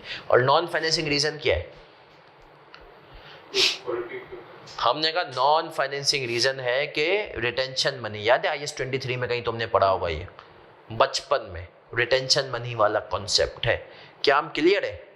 लेकिन सर इसके ऊपर मैं आपको एक बहुत अच्छी एग्जांपल और भी दे सकता हूँ, लेकिन मैं दूंगा नहीं, वो पैक करवाऊंगा। आए एक एग्जाम्पल पढ़ते हैं, उसमें आपने मुझे सोच समझ के बताना है, बहुत अच्छी एग्जाम्पल है, और मैं कहूँगा शायद वो एग्जाम्पल है एग्जाम्पल नंबर 15। आइए फारिस की एग्जाम्पल है, question number 15, page number 15। Determine the transaction price an entity a technology product, ये इंपॉर्टेंट कॉन्सेप्ट है, पेपर में टेस्ट नहीं हुआ इस किस्म का कॉन्सेप्ट हो सकता है test. A product a technology product, इसको मार्क एज इंपॉर्टेंट करो एग्जांपल 15 को, enters into a contract with a customer to provide global telephone technology support and repair coverage for 3 years along with its technology product. Technology का हम product भी दे रहे हैं और आपको सपोर्ट भी देंगे, रिपेयर कवरेज भी। Customer purchases this support service at the time of buying the product, considering for the service is an additional consideration for the service as an additional 300. Customer electing to buy this service must pay it up front. हमने कहा देखो भाई सुनना, तुमको product भी देंगे services भी देंगे, और जो सर्विसेज हैं उस अब इसके ऊपर सवाल चल रहे हैं आगे, उसके तुम्हें आज ही हमें 300 देने हैं, और ये सर्विसेज कितने टाइम के लिए, अगले 3 साल के लिए हैं। अब ये आपको कस्टमर की साइकोलॉजी पढ़ा रहा है, ये जो BM का पर्चा है ना तुम्हारा स्ट्रेटेजिक वाला, उसको पढ़ा रहा है। क्या कह रहा है, The entity charges a single upfront amount not with the primary purpose of obtaining financing from the, ये हम जो अमाउंट अभी 300 चार्ज कर रहे हैं इसलिए चार्ज नहीं कर रहे कि हमें कस्टमर से बेनिफिट मिल जाए अर्ली पेमेंट का, नहीं नहीं भैया ये चीज नहीं है, but instead to maximise profitability taking into consideration the risk associated with the service, बल्कि हम ये प्रॉफिटेबिलिटी मैक्सिमाइज करने के लिए चार्ज कर रहे हैं। ये आपको एक्सप्लेनेशन दे रहा है, क्या मतलब, specifically if the customers could pay monthly they would be less likely to renew, and the population of the customers that continue to use the support service in the later years may become smaller and less diverse over time. That is, customers that chooses to renew historically are those that make greater use of the service, thereby increasing the entity's cost. In addition, customers tend to use service more if they pay monthly rather than making an upfront payment. Finally, the entity would incur high administration costs such as costs related to administering renewal and collection of monthly payments. अब सुनना, मैं तुम्हें इसकी practical बातें भी करूंगा, examples भी करूंगा, सुनना है। सर मैं आपको एक काम कर रहा हूं, क्या काम कर रहा हूं मैं आपके साथ? भाई मैंने ये काम किया, मैं आपको प्रैक्टिकल एग्जांपल देता हूं। ये कह रहा है भाई हम लोगों से 300 रुपए लेते हैं, लेकिन साइकोलॉजिकल बेनिफिट है। जब लोग एक दफा पैसे दे देते हैं ना और फिर उसके बाद नहीं देते, तो उनको मतलब वो पैसे देने के बाद वो आगे बेनिफिट लेना इतना भूल जाते हैं। प्रैक्टिकल एग्जांपल देता हूँ। तकाफुल है, मैंने अपनी गाड़ी का कराया तकाफुल, मैंने एक दफ़ा उसका प्रीमियम पे कर दिया। यकीन मानो मुझे दिसंबर में याद है, अभी मैंने तो एक दफ़ा भी गाड़ी बनने के लिए नहीं दी। हालांकि छोटी मोटी ठुकी है, लेकिन मैंने बनने के लिए नहीं दी। लेकिन अगर यही सर्विस में मंथली दे रहा होता ना, तो मैं बोलता यार इस महीने पैसे दिए, इस महीने काम करवाओ इनसे, नहीं तो पैसे क्या जाएंगे ज़्यादा, टाइम पीरियड ज़्यादा होता है। हम पेमेंट कर दें तो हम क्या करते हैं, बेनिफिट लेना भूल जाते हैं। दूसरी एग्जांपल देता हूँ, और ये हमें भी फायदा है। क्या मतलब ऐसा बेचने वाले को भी उसने कहा एक मैं आप लोगों से FFR की फीस KNS ने ले ली अपफ्रंट, सही है। अब अगर हम चाहते तो हम 20,000 की इस फीस को तोड़ देते 9-10 महीने में 2,000 के हिसाब से, लेकिन उससे KNS को नुकसान होता है। अब आपने एक दफ़ा 20,000 की फीस ले ली ना, अब आपने किसी महीने क्लासें नहीं ली, आपने 4 टॉपिक की क्लासें नहीं ली, फिर भी आपने फीस क्या कर दी, पूरी कर दी, सही है सर।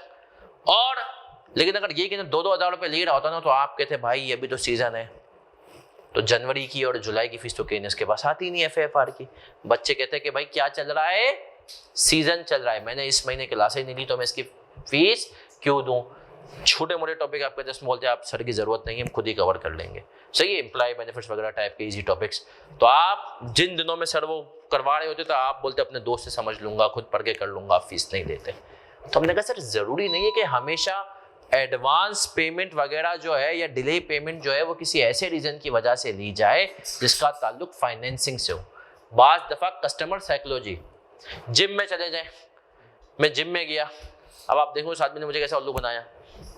फ्री पीरियड था, ये 1 साल हो गया अब तो खैर उसको। मैंने कहा क्या हिसाब किताब है, उसने कहा भैया महीने की फीस 2,000 है, लेकिन अगर आप क्वार्टर की साथ देते हैं तो 4,000 है। मैंने कहा ले ले 4,000। 15 दिन गया मैं, उसके बाद बिजी हुआ, भी हुआ तो क्या हुआ, भूल गया। तो देखा जाए तो सर जरूरी नहीं है कि फाइनेंसिंग रीजन ही हो एडवांस पैसे लेने का। एडवांस पैसे लेने का नॉन फाइनेंसिंग रीजन भी हो सकता है। अगर नॉन फाइनेंसिंग रीजन है तो अब हमें इंटरेस्ट के प्रेजेंट वैल्यू के झमेलों में, तो मुझे बताओ इस सवाल में क्या फाइनेंसिंग रीजन है या नॉन फाइनेंसिंग है? हमने कहा सर इस सवाल के अंदर जो रीजन है वो रीजन क्या है, नॉन फाइनेंसिंग रीजन है। कौन सा रीजन है, नॉन फाइनेंसिंग। तो हमने कहा सर अगर नॉन फाइनेंसिंग रीजन है इस सवाल में, तो हमने कहा सर इसकी ट्रांजैक्शन प्राइस 300 ही होगी 3 साल की, और 1 साल की कितनी हो जाएगी, 100 है ना सर। 3 साल की थी ना, तो ये इस किस्म की एग्जांपल्स भी क्या होती हैं, जरूरी होती हैं। क्या हम यहां तक क्लियर हैं? आए सर अब थोड़ी सी बात करेंगे डिस्काउंट रेट के ऊपर। किसके ऊपर बात करेंगे भाई, हम जब फाइनेंसिंग कंपोनेंट होगा तो हम एक इंटरेस्ट रेट निकाल रहे होंगे, ऐसा ही है। तो अब वो इंटरेस्ट रेट क्या होगा, क्यों होगा, कैसे होगा, हम उसके ऊपर बात करने जा रहे हैं। अब हम बात करेंगे किसकी सर, डिस्काउंट रेट।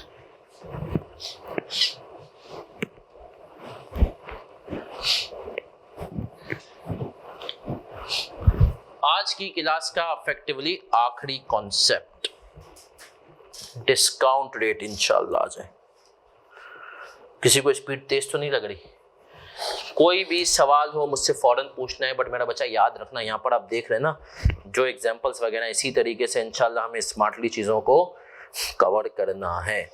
पहले मैं आपको लेकर जाऊंगा समरी पे, आ जाए सिग्निफिकेंट फाइनेंसिंग वाले में। Discount rate used must reflect credit characteristics of the party receiving the financing and any collateral security provided। Sir जो जून वाले बच्चे बैठे हैं, जो IFRS 9 पढ़ा है, वो तो ये बात समझ जाएंगे कि कैरेक्टरिस्टिक्स ऑफ फाइनेंसिंग क्या होती है? भाई हर बंदे की क्रेडिट वर्दीनेस अलग होती है। आपके दो दोस्त हैं, एक आपसे पैसे मांगेगा और दोनों दूसरा भी मांगेगा, तो आप एक को शायद पैसे दे दें खुशी खुशी, दूसरे को आप ना दें, या आप उसे कोई टोपी कराएं, या दे तो जितने मांग रहे हैं उससे कम दे। क्यों भाई? क्योंकि आपने कहा यार जिससे मैं मांग रहा हूं, मतलब जो मुझसे मांग रहे हैं उसकी मैं क्रेडिट वर्दी। अब मैं आपको एग्जांपल देता हूं सर, एक चीज जो, क्योंकि देखिए कभी कभी इस्लाह करना भी बड़ी जरूरी है। देखो कभी भी किसी से अगर उधार लो ना तो उसको चुकाओ। हदीस का मफहूम है, हदीस का मफहूम मतलब जो है एक ये कि आप सल्लल्लाहु अलैहि वसल्लम ने कभी भी कर्जदार की नमाज जनाजा नहीं पढ़ाई है। सही है सर? तो क्या सीन है सर, मैं आपको बताता हूँ, ये अक्सर ऐसा होता है और आपका दिल दुखता है। मैं ऐसे लोगों को जानता हूँ, नाम किसी का नहीं लूंगा, जिनको मैंने कर्ज दिया है। एक बंदे ने मुझसे कर्ज लिया, उसूलन भाई तेरे पास जैसे ही पैसे आए तुझे मुझे वापस दे देने चाहिए, और मैं देख रहा हूँ तो नई गाड़ी ले रहा है, और मेरी हट गई। सही है, बट जाहिर सी बात है कि वो मैंने अपनी अम्मा के कहने पे कर्ज दिया था, तो मैंने अगले कुछ बोला नहीं, बट मैंने अपनी अम्मा को बोला अम्मा ये क्या है। मैंने कहा देखो कर्ज दिया सही है, लेकिन मैंने कहा यार ये मेरे सामने मतलब मेरे जो पैसे हैं उससे 5 गुना ज्यादा की गाड़ी खरीद रहा है। तो मैंने कहा भाई ये मुझे दिल दुख रहा है, क्योंकि मैं उसको कर्ज दे रहा हूँ तो मैं एक तरह से अपनी अपॉर्चुनिटी कॉस्ट है ना, मैं कहीं इन्वेस्ट कर देता। सही है। एक और बात से तो इसीलिए, और मैंने अभी भी, चलो उससे तो फिर अल्टीमेटली मेरे कुछ टाइम बाद आ गए, उसने गाड़ी पहले ली, फिर 1-1.5 साल बाद मुझे वापस दी, 1 साल बाद। अभी भी सर कुछ लोग हैं जिनको आपने कर्ज दिया है, और यकीन माने मैं देखता हूं कि उनकी नॉर्मल अय्याशियां अपनी जगह चल रही हैं, लेकिन वो आपको आपके पैसे वापस, तब इससे क्या होगा मैं डरता हूं। एक दूसरी एग्जांपल कहना नहीं चाहिए, बट मैं सिर्फ उसमें बता रहा, मेरी बिल्डिंग की मस्जिद के इमाम साहब है सर, वो बंदा यार जिसको बिल्डिंग से मुश्किल से 18,000 रुपये मिलते हैं, 20,000 मिलते हैं, सुबह किसी मदरसे में पढ़ाते हैं 8-10 हज़ार वहाँ से मिलते हैं, 30,000 रुपये में फैमिली सपोर्ट करा। यकीन माने जब उस शख्स ने मुझसे या किसी से भी बेचारे ने अपनी ज़रूरत के लिए मांगा है ना, वक्त से पहले लौटाए। क्यों सर? कमिटमेंट है ना, उसको पता है भाई क्या चीज़ है, मैं ले रहा हूँ तो कमिटमेंट वक्त से पहले लौटा रहा हूँ। और मैं ऐसे लोगों को जानता हूँ सर, दे भी सकते नहीं दे रहे। तो अब मेरी नज़र में इमाम साहब जो हैं उनकी क्रेडिट वर्दीनेस क्या है? बहुत अच्छी है। मतलब मैं, लेकिन अब जो दूसरे लोग हैं मुझसे पैसे मांगने आएंगे ना, पहले तो मैं उनको सुनाऊंगा। सही है। फिर मैं, मतलब उनमें से एक साहब आए थे मेरे पास, फिर एक और स्कीम लेके वीसी डाल। मैंने कहा भाई वीसी बाद में, पहले बोलते नहीं पैसे नहीं है मेरे पास। और फिर मैंने देखा कि फैमिली इस्लामाबाद घूमने जा रही है। मैंने कहा यार, मतलब मैंने कहा तेरी फैमिली की 3 बंदों की टिकटों में मेरे पैसे निकल जाते हैं। लेकिन मैं आपको एग्जांपल क्या दे रहा हूँ सर, कि सोचें किसी से खुदा ना खास्ता कभी भी कर्ज लें, अल्लाह ना करे आपको जरूरत पेश आए, तो ये मेरे अब्बा के ऊपर भी कर्ज है। यकीन माने जब तक हम पे कर्ज रहा ना, तो घर के अंदर ये इस किस्म की जो होती है ना खर्चे, फजूल खर्चे, घूमने फिरने जाना, पाकिस्तान टूर, वो सब खत्म था। पहले कर्ज उतारना है। तो सर ये एक खैर पॉइंट था। तो हमने कहा सर अब क्रेडिट वर्दीनेस पे थे, हमने कहा जो इसने कहा डिस्काउंट रेट है ना, डिस्काउंट रेट जो होना चाहिए वो क्या होना चाहिए?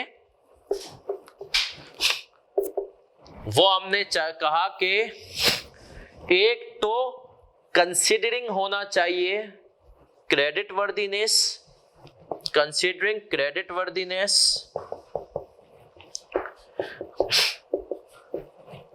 and can be used in separate financing arrangement. सुनना, बड़े गौर से सुनना, क्या कह रहा है?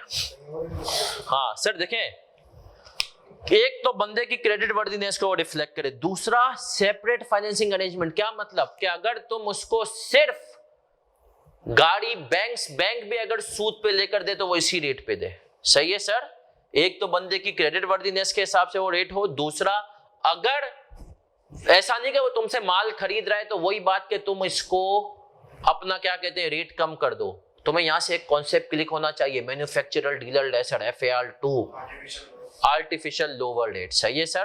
तो अगर ये वाला केस है कि अगर एक तो कंपनी बंदे की क्रेडिट वर्दीनेस और सेपरेट फाइनेंसिंग अरेंजमेंट में भी यूज हो सकता है, उस केस में तो आप क्वेश्चन में भी यूज दैट रेट।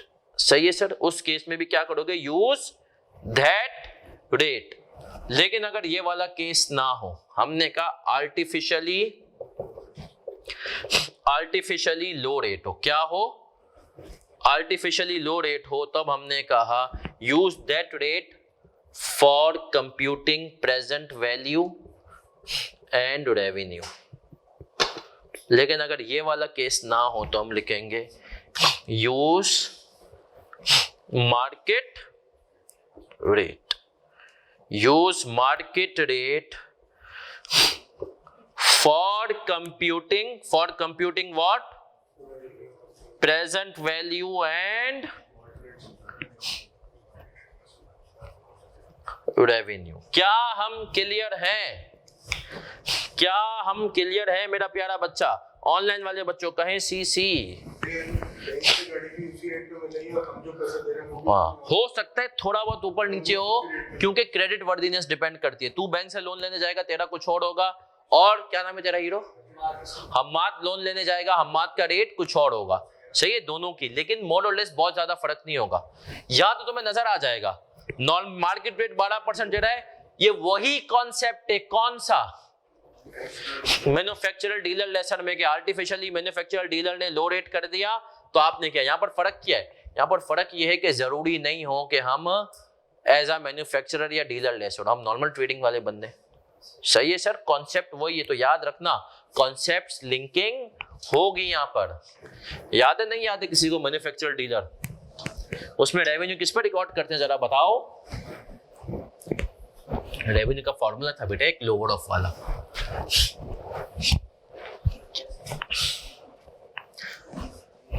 हाँ बताओ बताओ बताओ।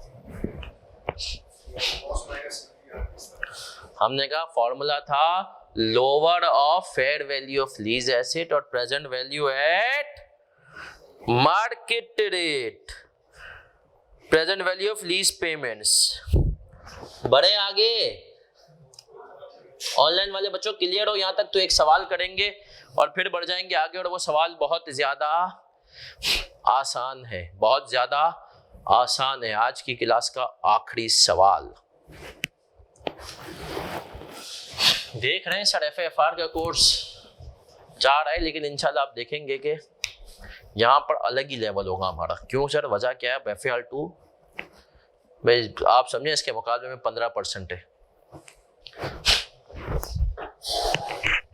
और यहाँ पर एक अच्छी चीज ये है जो मुझे बड़ा पसंद है, बच्चों की माशाल्लाह रिसेप्टिव पावर बहुत इंक्रीज हो जाती है। जहां कोई मसला हो बच्चों फौरन पूछ सकते हैं आप बगैर शर्माए। सर मैं करने जा रहा हूं question number 14 page number 15। Recording वाले बच्चे भी जब जब सुने सवाल पूछ सकते हैं, आ जाएं। डिटरमाइनिंग द डिस्काउंट, ये भी आईएएस की एग्जांपल है। यकीन मानिए इसमें आईएएस की इतनी एग्जांपल एग्जामिनर को भी कुछ और पूछना ही नहीं पड़ता, यहीं से उठा के कुछ भी दे देता है। 66 से करीब एग्जांपल्स हैं, तो बोलता है कम से कम 66 अटेम्प्ट तो चली जाएंगे। चले। An entity enters into a contract with a customer to sell equipment. Control of the equipment transfers to the customer when the contract is signed. आज ही कंट्रोल दे दिया, मतलब आज ही हमने अपना काम कर दिया, हम आज ही रेवेन्यू रिकॉर्ड कर लेंगे, ठीक है। Price stated in the contract is ₹1 million plus a 5% contractual rate of interest. हमने कहा payable in 3 annual installments of 367,209 payable by the end of each year। ये तो बेसिक टर्म्स हैं। 1 मिलियन का कॉन्ट्रैक्ट है, लेकिन हमने कहा 5% इंटरेस्ट चार्ज करेंगे और 3 इंस्टॉलमेंट में चार्ज करेंगे। कैसे? Contractual discount rate reflect the rates in a separate financing.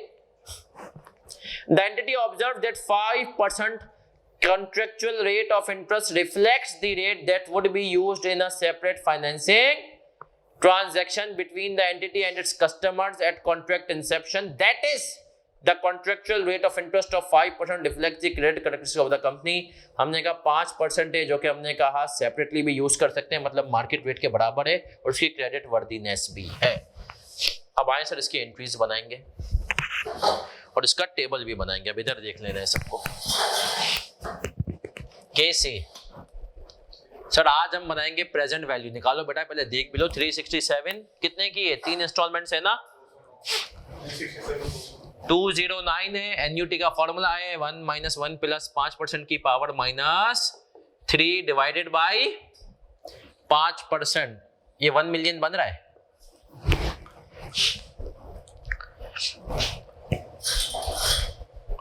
भाई ये 1 मिलियन बन रहा है,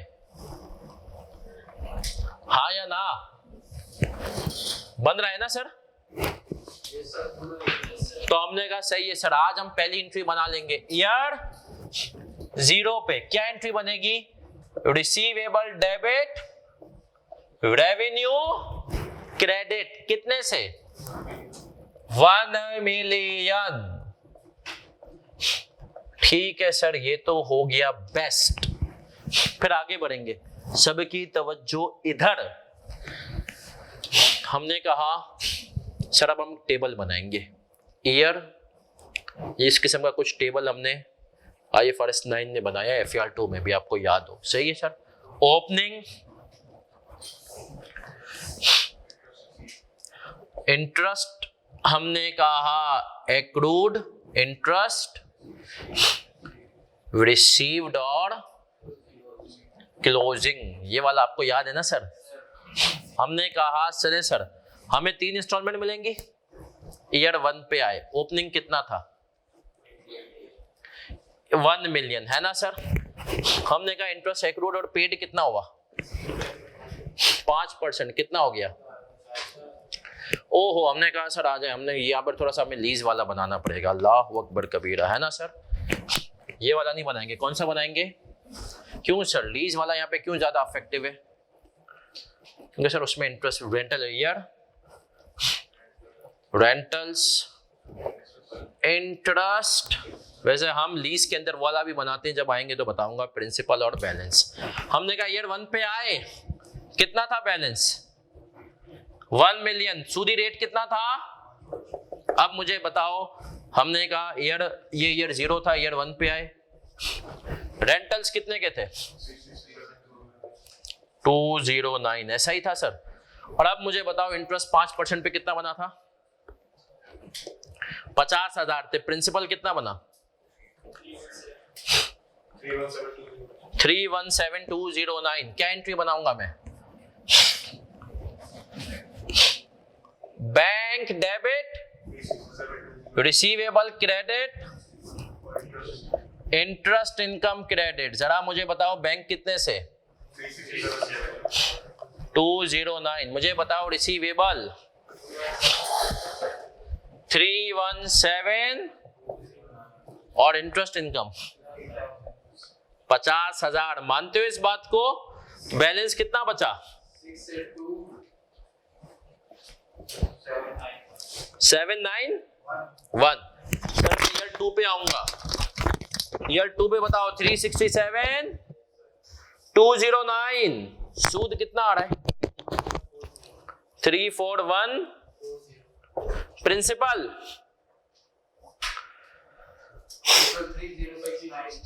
333,069। बैलेंस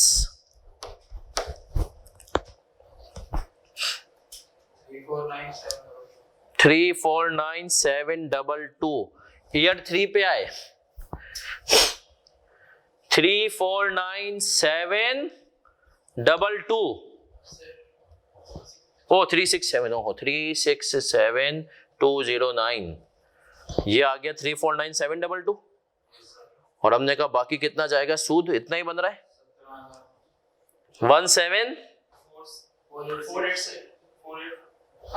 485 कर दें। हमने कहा ये बैलेंस 0 हो गया, 487 आना चाहिए। 487 सही है सर।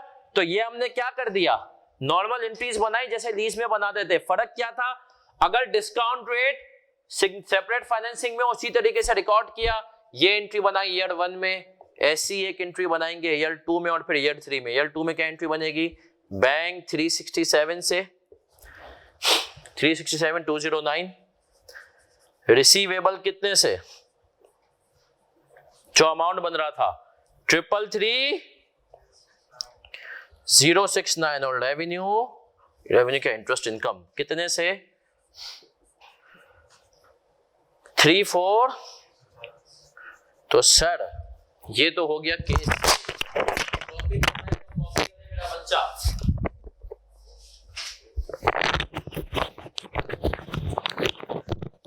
और केस बी करेंगे, बहुत सिंपल है। सर कितने लोगों को IFRS 15 अब तक आसान लग रहा है? सभी को लग रहा है ना सर, इतना मुश्किल, मैंने कहा ना सर पता चलेगा यार। इसमें से मुझे जो लगता है ना कि बच्चे को एक चीज मुश्किल लग सकती है, वैसे सब इजी इंशाल्लाह वो भी आपको इजी लगेगा, बट थोड़ी सी वो है लॉन्ग टर्म कंस्ट्रक्शन कॉन्ट्रैक्ट्स।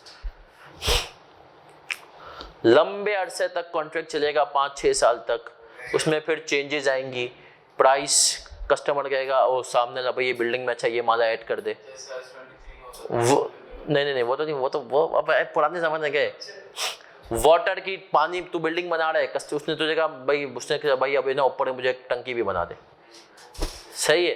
तो ये सब चीज़ें जब आएंगी तो वो आपको करना है, लेकिन सर यही चीज़ों की तो वर्थ है, आगे वाले दौर में डेबिट क्रेडिट तो साइड हो जाएंगे, इन चीज़ों के लिए इंसानों की ज़रूरत पड़ेगी। तुम बताओ अब अकाउंटिंग क्या करें?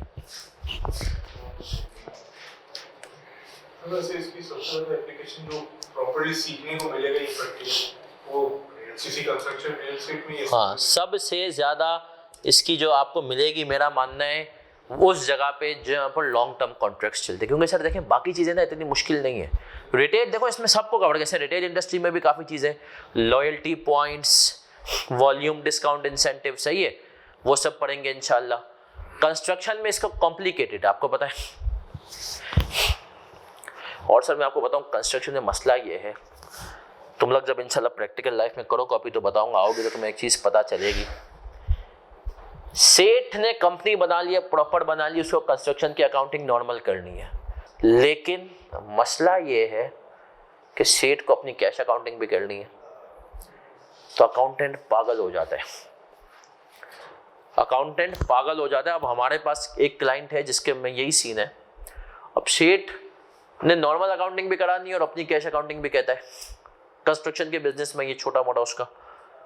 अब बोल रहा है यार IFRS 15 भी फॉलो करो, मतलब वो करना है, जाहिर सी बात है आपको आगे अकाउंट्स वगैरह देने, और सेठ बोलता है मेरे लिए कैश की अकाउंटिंग भी बनाओ। सेठ बोलता है मैंने बिल्डिंग बनाई है, इसमें 6 फ्लैट है, आज पैसे आ गए, मेरा रेवेन्यू है, सही है। IFRS 15 कहता है नहीं भाई रेवेन्यू, सेठ कहता है वापस थोड़ी दूंगा इनको, सही है। अब ये आगे फाइलें बेचें कुछ भी करें, ये इनका अपना मामला है, मेरा तो रेवेन्यू है ना। तो सेठ तो बिल्डिंग के प्रोजेक्ट में शुरू के साल में बहुत ज़्यादा रेवेन्यू, बोलता है कॉस्ट 0 दिखाओ, फिर बाद में कॉस्ट आएगी, आप जाएंगे आपको इंशाल्लाह पता चलेगा। देखो यार स्कूल वगैरह को तो इतनी ज़रूरत भी नहीं ना, वो कंपनी नहीं होती, समझ रहे? जो कंपनी है भाई उसको मसला है। कर लिया मेरा बच्चा कॉपी ऑनलाइन वालों, तो हम बढ़े आगे और हम दूसरा केस करें इसका।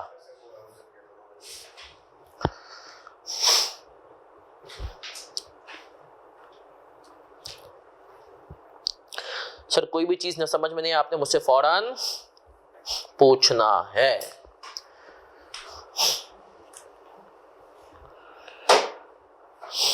पढ़ूं आगे, पक्की बात है। ऑनलाइन वालों आप भी एक दफा वाई लिख दें अगर आपको पूरा यस लिखने में सुस्ती हो रही है तो।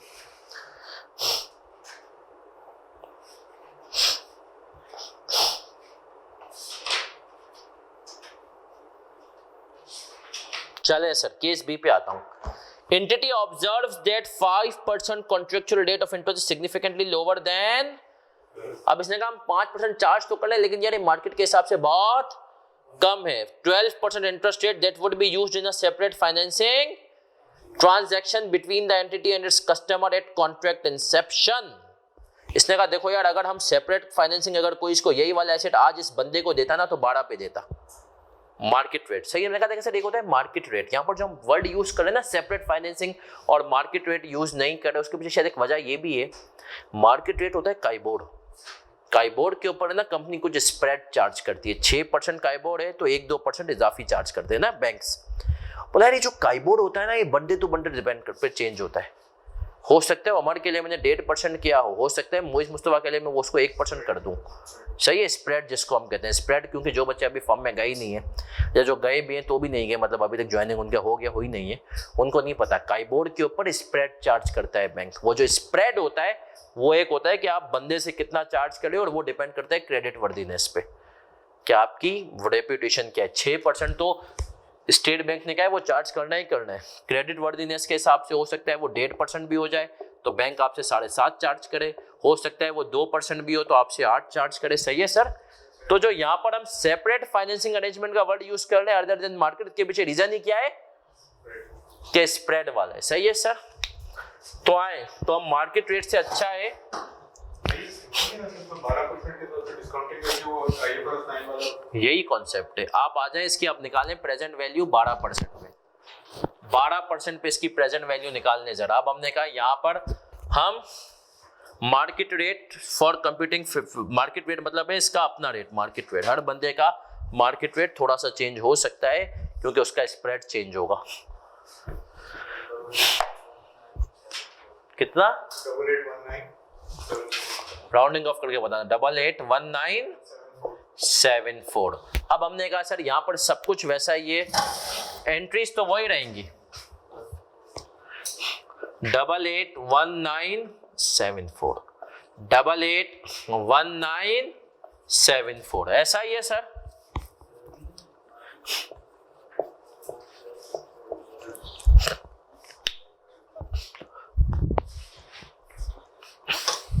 चलें सर अब आप इसका टेबल बनवा दे मुझे, कॉपी बाद में कीजिएगा।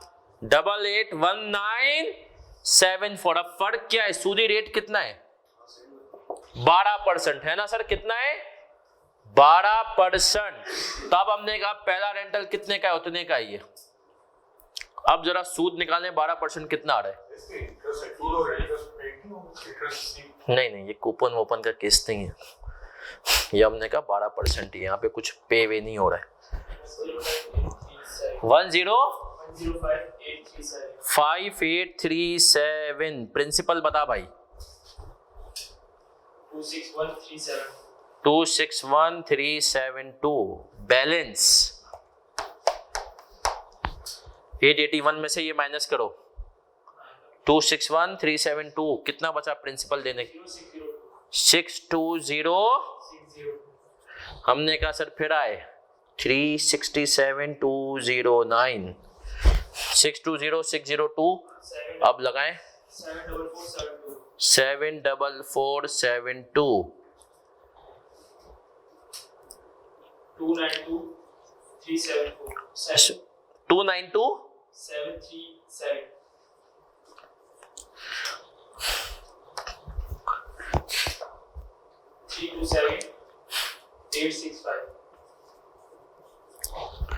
और हमने कहा 367209 ये बनेगा 327865। सूदी एक्सपेंस बता दे भाई कितना होगा 39344। सर अब सुनिएगा एक चीज ना, कॉपी बाद में करना है कि सुन लो, वही कॉन्सेप्ट है जो तुम्हें पहले दे चुका है FAR2 में मैन्युफैक्चरर डीलर। तुम बेशक मार्केट से लो इंटरेस्ट चार्ज कर दो, अकाउंटिंग कह रही है इंटरेस्ट तो मैं मार्केट के हिसाब से ही चार्ज करवाऊंगा। सही है सर, क्यों? क्योंकि अगर तुम देखो टोटल प्रॉफिट तो सेम ही कमाओगे है ना सर, आपने कहा टोटल प्रॉफिट सेम है, लेकिन अगर तुम इंटरेस्ट रेट कम कर दोगे तो तुम्हारा नॉर्मल प्रॉफिट ज्यादा हो जाएगा क्योंकि रेवेन्यू ज्यादा हो जाएगा।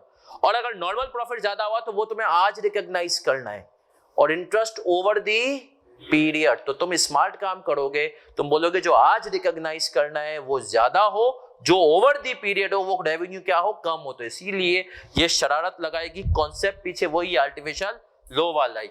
हमने कहा सर यहाँ पर रेवेन्यू इतने से हो जाएगा। अब आप देखेंगे टोटल प्रॉफिट दोनों केसेस में सेम ही होगा, फर्क किसका होगा यहां पर इंटरेस्ट ज्यादा होगा, वहां पर इंटरेस्ट कम। तो हमने कहा बैंक में आ गए 367,209, रिसीवेबल कितने से 261,372 और 105,837। क्या हम क्लियर है सर? दूसरे साल की एंट्रीज बन जाएंगी, हम बना देते हैं ईयर 2 की भी। हमने कहा बैंक में इतने ही आए, रिसीवेबल कितने से 292,737 और इंटरेस्ट इनकम 744,72। सर इस वाले कॉन्सेप्ट को आर्टिफिशियली लो को मार्क एज इंपॉर्टेंट करो, ये अब तक पेपर में नहीं पूछा गया। ऑनलाइन वाले बच्चों, क्या आप हमारे साथ हैं? क्या आपको क्लियर है? तो सर आए आज की क्लास को क्विकली समराइज करते हैं। हाँ अकाउंटिंग की वजह से हम तो हाँ अकाउंटिंग में इंटरेस्ट एक्रूड करेंगे, उधर आखिर में जाके हम उससे रिसीव करेंगे। ये बड़ा IFRS 9 नहीं है, यहाँ पर कुछ पे और रिसीव अभी नहीं हो रहा है। सही है, जो भी हमने कहा वो तो उसमें तो होता है कूपन रेट इतना है, ये वो नहीं है। चलें सर इस केस को वापस रिवाइज करवाता हूं। मैंने कहा आज की क्लास में हमने दो चीजों पे फोकस किया है, वेरिएबल कंसीडरेशन पे आए। हमने कहा उसके अंदर मोस्ट लाइकली और एक्सपेक्टेड वैल्यू। मोस्ट लाइकली कब यूज करेंगे? जब आउटकम्स कम होंगे, FAFR या तो पास होगा या तो फेल होगा, ऐसे आउटकम्स पे। एक्सपेक्टेड वैल्यू में जब आउटकम्स ज्यादा हो रहे होंगे, हमने कहा कि भैया लाख भी मिल सकते हैं, 10,000 की पेनल्टी देनी भी पड़ सकती है, 10,000 का बोनस भी मिल सकता है, और कंप्लीशन के ऊपर एक रेटिंग के ऊपर भी बोनस है, जैसे हमने क्वेश्चन नंबर 16 और 17 में देखा।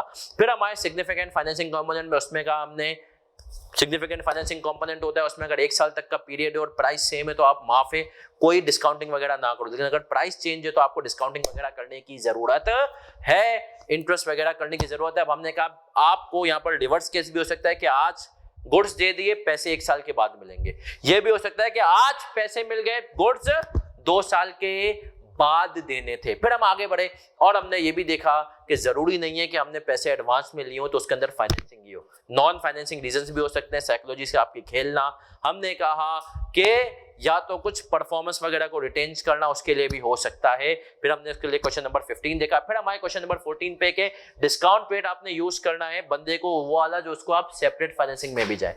अगर सवाल में जो आप डिस्काउंट इंटरेस्ट चार्ज कर रहे बंदे को फाइनेंसिंग कंपोनेंट के अंदर, सही है, वही है जो कि उसको आप सेपरेट अरेंजमेंट भी अगर करें, मतलब अगर वो बैंक से भी करे, बैंक भी उसको वही रेट दे तो आपको वही रेट यूज करना है रेवेन्यू के लिए। लेकिन अगर आर्टिफिशियली लो रेट है तो इसका कॉन्सेप्ट जाके जुड़ता है मैन्युफैक्चरर और डीलर लेसर से।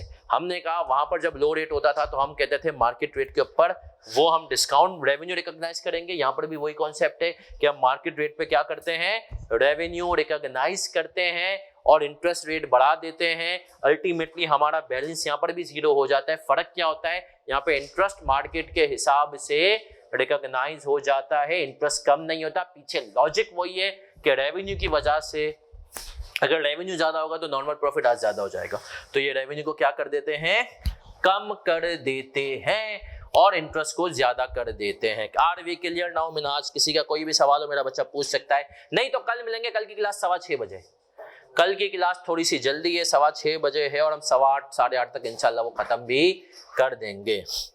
कोई सवाल है तो पूछ सकता है। आज हमारी थी तीसरी क्लास, कल मिलेंगे इंशाल्लाह होगी चौथी क्लास और फिर जुमेरात से 5वीं। जुमेरात, जुम्मा, हफ्ता, ये 3 दिन हमारा होगा क्लास का दिन। चलें बच्चा, ख्याल रखिएगा अपना, दुआ में याद रखिएगा। अल्लाह हाफिज।